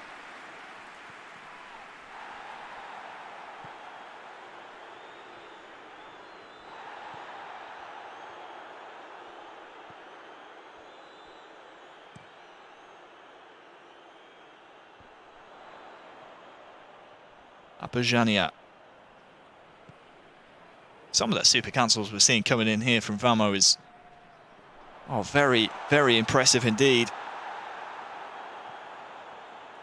Using that piece of skill to retain possession where otherwise he might have lost it. Into the final third of our final match of the stream here. Depay. De Jong back to Depay. This is a really good chance, and what a save! Still alive here. Boadu is, well, perhaps unfairly made to stumble there. There's drama here in the second half. And Wes, just try and dissect what we've just seen. I mean, it's at least, I think, the third or fourth manual save that we've seen out of Vamo. Again, brilliant timing, brilliant save. I think Georgia, again, we talked about, at the match day one, and we were talking about how it is for players to put themselves on the map here. Vamo is putting in performances, and I'm sure he's probably done all throughout this campaign, certainly will put him on the map. But fantastic saves, and it's the awareness of knowing where to put your goalkeeper. It's not necessarily the skill of being a manual goalkeeper. It's having that read of a situation, and he's reading every single situation perfectly here. And he's coming forward once more, and he's won the ball in the penalty area, and he goes for goal, and it's 4!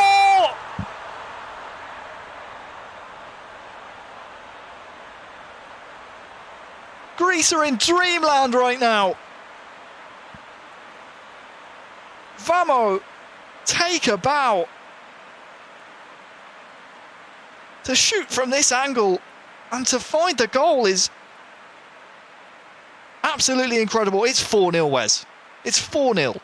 It's confidence. It's absolute confidence. He shrugged off a defender there. Vamos find the back of the net. And again, you talked about how important that super cancel is. It's very much a skill that Georgia, or at least Vamo, is putting to good use here, because it dislodges the defence and it dislodges that defensive AI. So it kind of has a moment. So you've got a moment to kind of think about what you're going to do out of it. And again, through all of these game situations, Vamo has been flawless up until this point.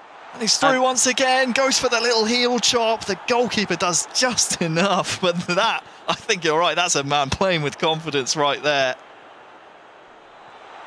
He entered this second leg 2-1 down, and is now 5-2 up.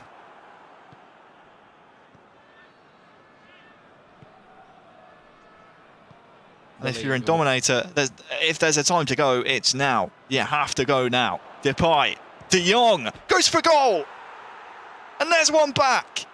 Hello. It's not unthinkable to think the Netherlands could maybe come back here. Time is not on their side. But that goal just gives them a lifeline. It's 5-3. It's now time to push on. It's not enough for one goal. It's not enough. You've got to keep going now in Dominator. But if you're Georgia and if you're Greece, it's squeaky bum time. You've got to hold your breath and see what happens next. 15 in-game minutes, less than now in regular time. Gio just looks like he's having fun out there. Here's Vamo. He's actually going to go for goal. Try to curl one. Vamo playing with all the confidence in the world here. Why not? If there's no one closing you down, try and go for goal. And Dutch fans will not want to see the ball be up this end of the pitch because, I mean, time, again, not on their side. Corner swung in for Georgia. Promes tries to bring the ball away, but again, it's Georgia retaining possession time and time again. Just to see out the game here from Vamo.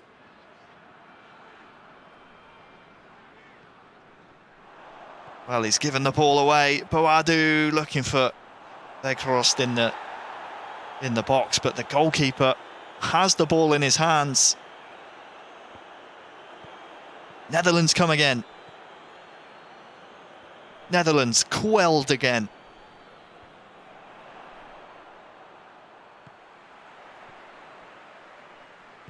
It's 3-on-2 here at the back. Misplay in the end by Vamo.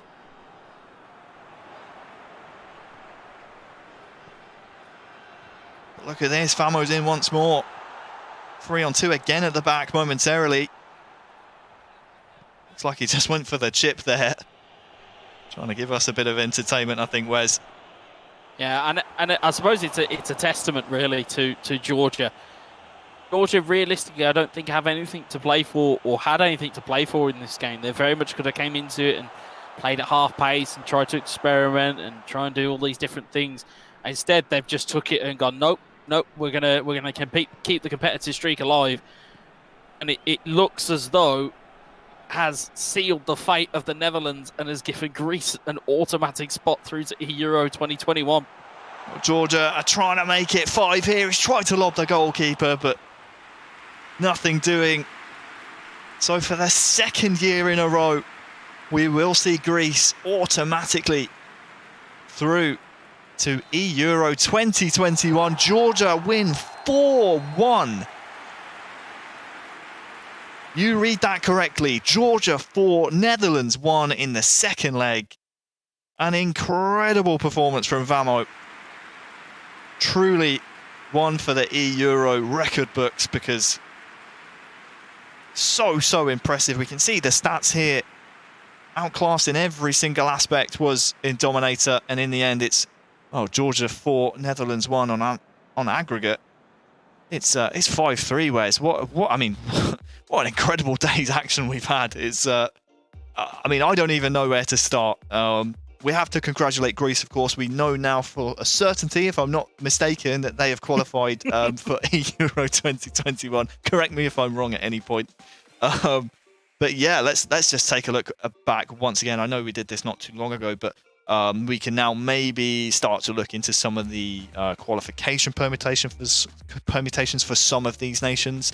We started today with Portugal versus Italy. Do we know where that kind of group stands at the moment? From what we understood, it was maybe Portugal in the driver's seat there. Yeah, as it stands at the moment, the Portugal result versus Moldova is yet to come in. What I can confirm, though, is that Italy are now on 24 points. So Portugal need at least a point from that game. We are still waiting for confirmation on that result. But yeah, that is, as tight can be in terms of a group game. And in terms of the game that we saw today, I mean, Italy, Nicholdan especially, came out of the box and was a little bit more proactive, got a lot of work done with Chiesa, and really took it to Portugal. Absolutely right. It was a 1-1 draw in the first leg, and then a 2-0 win for Italy in the second leg. And then we sort of deviated from our scheduled programming. We went to see how France was getting on against Albania. We're fairly certain now, aren't we, that France are one of the teams that have also automatically qualified for eEURO 2021. Those two games against Albania went 3-0 to France and then 2-1 to France in the second leg. So a 5-1 aggregate win there for France. And we expect the French team to be at the finals, don't we?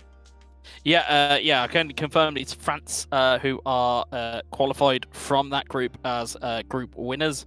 And the second place has gone to Albania, who just by, and this will tell you how close it was, Harry. You had Denmark on 14 points, you had Azerbaijan and Norway on 15, and Albania just edge it on 16 points. Wow. So it was 2 points between 4 places in that group. That's just how crazy this competition is. We could have seen any of those nations in that last chance qualifier spot. And remember, of course, all the teams finishing in second place in these groups, as well as groups A through E, who we saw 2 weeks ago, will all be put into the knockout groups, which we will see in 2 weeks' time. So make sure you're following the relevant channels wherever you are to not only get confirmation on results and follow your favourite nations. Credit to France as well. They took down Albania in 6-1, Azerbaijan in 6-1 fashion earlier on. We saw that, and we know now, of course, that France are qualified alongside Albania out of that group. Then we saw Greece versus Netherlands, and cruelly for Netherlands, because they dispatched Greece 3-0 on aggregate. It wasn't enough to see them through, and this is why we constantly talk about, you don't get these points back, you don't get these games back. Netherlands, in the end, their first match day in these groups just wasn't good enough. Yeah, it wasn't, and it's not to the standard that we are accustomed to of VC O'Neill and Indominator. We're not used to seeing them falter. We are used to seeing almost perfection from both players, even from the days when they were both kind of co-op partners with Celtic, that we're used to seeing them be better than what they were. And it was great on stream today to see them overcome Greece. Then it begs the question, as if you can beat the top team, where's that level then is against the other teams? You've got to use that level against everybody. You can't just go, we're going to have a really good game against Greece, or we're going to have a really good tie against Greece. and then falter at the other stages. You have to win those gimme games. You have to win them. And it begs the question as well, where was that performance when they needed it most? Because I mean, that at that point, you know the permutations going into the Georgia game, which we just saw. You know you have to come out with a victory, and in the end, it's Vamo who steals the show in that group, which is fantastic to see, especially if you're a Greek fan, of course. We saw England take on Italy, didn't we? And we're still waiting on results in that group to see whether it's Italy or Portugal that automatically qualify. It's within Portugal's hands as things stand, but again, make sure you're following the relevant channels. But England versus Italy, that was, it was 1-1 in the first leg, then 3-1 in the second. So overall, a 4-2 victory for the Azzurri, who are reigning champions. And, if they don't automatically qualify, Wes, I think it's fair to say that they'll probably be in a knockout stage spot, right? Yeah. It's a case of, with this group at the moment, it's either Portugal and Italy. It's just a case of who's in one and who's in two. It is that close. If things stay as they are, and Portugal are tied on points with Italy would go through as group winners. Again, my eyes are firmly pressed on whether we're going to get that result before the end of the broadcast, because I'd very much like to confirm it one way or the other. But yeah, I mean, credit to Italy for, again, those types of games against England. Yes, they're not the most easy games to play against. You've still got to go out and win your games, and the way that they've played, looking at it, they've only lost 2 games in their run. So again, if you somehow don't qualify on 24 points, you've got to feel pretty unlucky to not qualify on that. Absolutely right, and I think even still, there's a fairly decent chance that we might see, a lot of the runner-up teams from these groups also still make it to the eEURO 2021s, because of course in those knockout groups there'll be 2 groups of 5, and then the top 3 spaces, if I'm not mistaken, from those groups. So there's only 2 nations per group that miss out. There's a high chance that we could see a fair few. Then we just saw Netherlands kind of fall by the wayside against Georgia. It was a fun game to watch, plenty of goals. I mean, 2-1 in the first leg to the Netherlands, and then it just got flipped on its head completely in Georgia's favour, which I don't think either of us really saw coming, Wes, did we? No, I think even the most diehard of PES fan would not have predicted what we saw from Vamo. I mean, again, incredible individual performance. Georgia have a player to be very, very proud of. What I would say though is that the headlines. I mean, if you're a Netherlands fan, or if you're from Holland, you're going to be glad of this next piece of news, because we've just had the final result through from Portugal versus Moldova. Portugal 5, Moldova 4, which means the reigning champions are in the last chance playoff groups. Wow. Okay. Well, there we go. So we have confirmation then. Portugal through to eEURO 2021, which is fantastic to them. Congratulations, Portugal, because don't forget, Wes, last year they had to go through the last chance groups and then failed to make it to the entire tournament as a whole. So that's a one-up on this year. Congratulations to Portugal. We will, of course, see Italy then in a couple of weeks' time in those last chance groups. And I hear you smiling. I was going to ask you, Wes, have we got any results maybe trickling in from elsewhere for any other qualified nations that maybe we've missed out on so far? I know we haven't had a chance to jump into every single group this match day, but what's the news, my friend? I hear you. Hear you chuckling. Yeah, well, my gasp is always there. So the 2 groups that we haven't touched on, one was the Israel group, or the group that was topped by Israel. Yep. Second place, Belgium, who've come in and 22 points. So again, quite a decent performance from Belgium. Romania's group, Romania top the group with 22 points. Luxembourg are in second place with 19 points. So, I mean, as it stands, I mean, I know that we had some firecracker games, to say the least, out of the qualification stage. We are going to have some absolute barn burners in the playoffs, or in the last chance group stages, because the teams, the qualities of the teams that are in it, I wouldn't want to be a player. Right. Absolutely right. So just to confirm then, is that Romania and Israel automatically qualified to eEURO 2021? Yep, giving me the thumbs up. Perfect, and then we'll see Belgium and Luxembourg then in a couple of weeks' time in the last chance groups. Wow, fantastic. Especially when you consider as well, just one final point on those last chance groups, because Luxembourg and Romania, both in that group, were both finalists, of course, for last year's tournament. So Luxembourg now having to go through that kind of last chance group, that's a shark tank right there. There are so many nations in there. Reigning champions Italy in there as well. I mean, plenty of nations to look out for, Wes. But for now, I think I'm going to let you go. Any final words to anyone maybe that is interested in watching more pairs? Obviously, in a couple of weeks' time, we'll have those last chance groups. But what would you say to someone who's maybe watching this for the first time that would maybe is thinking about watching it again in a couple of weeks? Well, if you thought this was good, and if you thought that this had drama and unexpected results, I think we're going to have a ton more on May the 10th and May the 17th. I think we're going to have an absolute... It's just going to be chaos, utter chaos. I'm going to be refreshing my phone. I'm going to be refreshing results. I'm going to be trying to find who's being, what results are coming through. It's going to be absolute chaos, but going to be in the best seat in the house for it, Harry. So I'm very, very excited to see how this all plays out. Absolutely, Wes. Thank you so much as ever. We appreciate your insight and joining me for all of the eEURO 2021 qualifying action. Make sure you're following all the relevant channels wherever you're watching this now. Make sure you click the plus, you click the subscribe, you click the follow button, whatever it is, because you do not want to miss those last chance groups.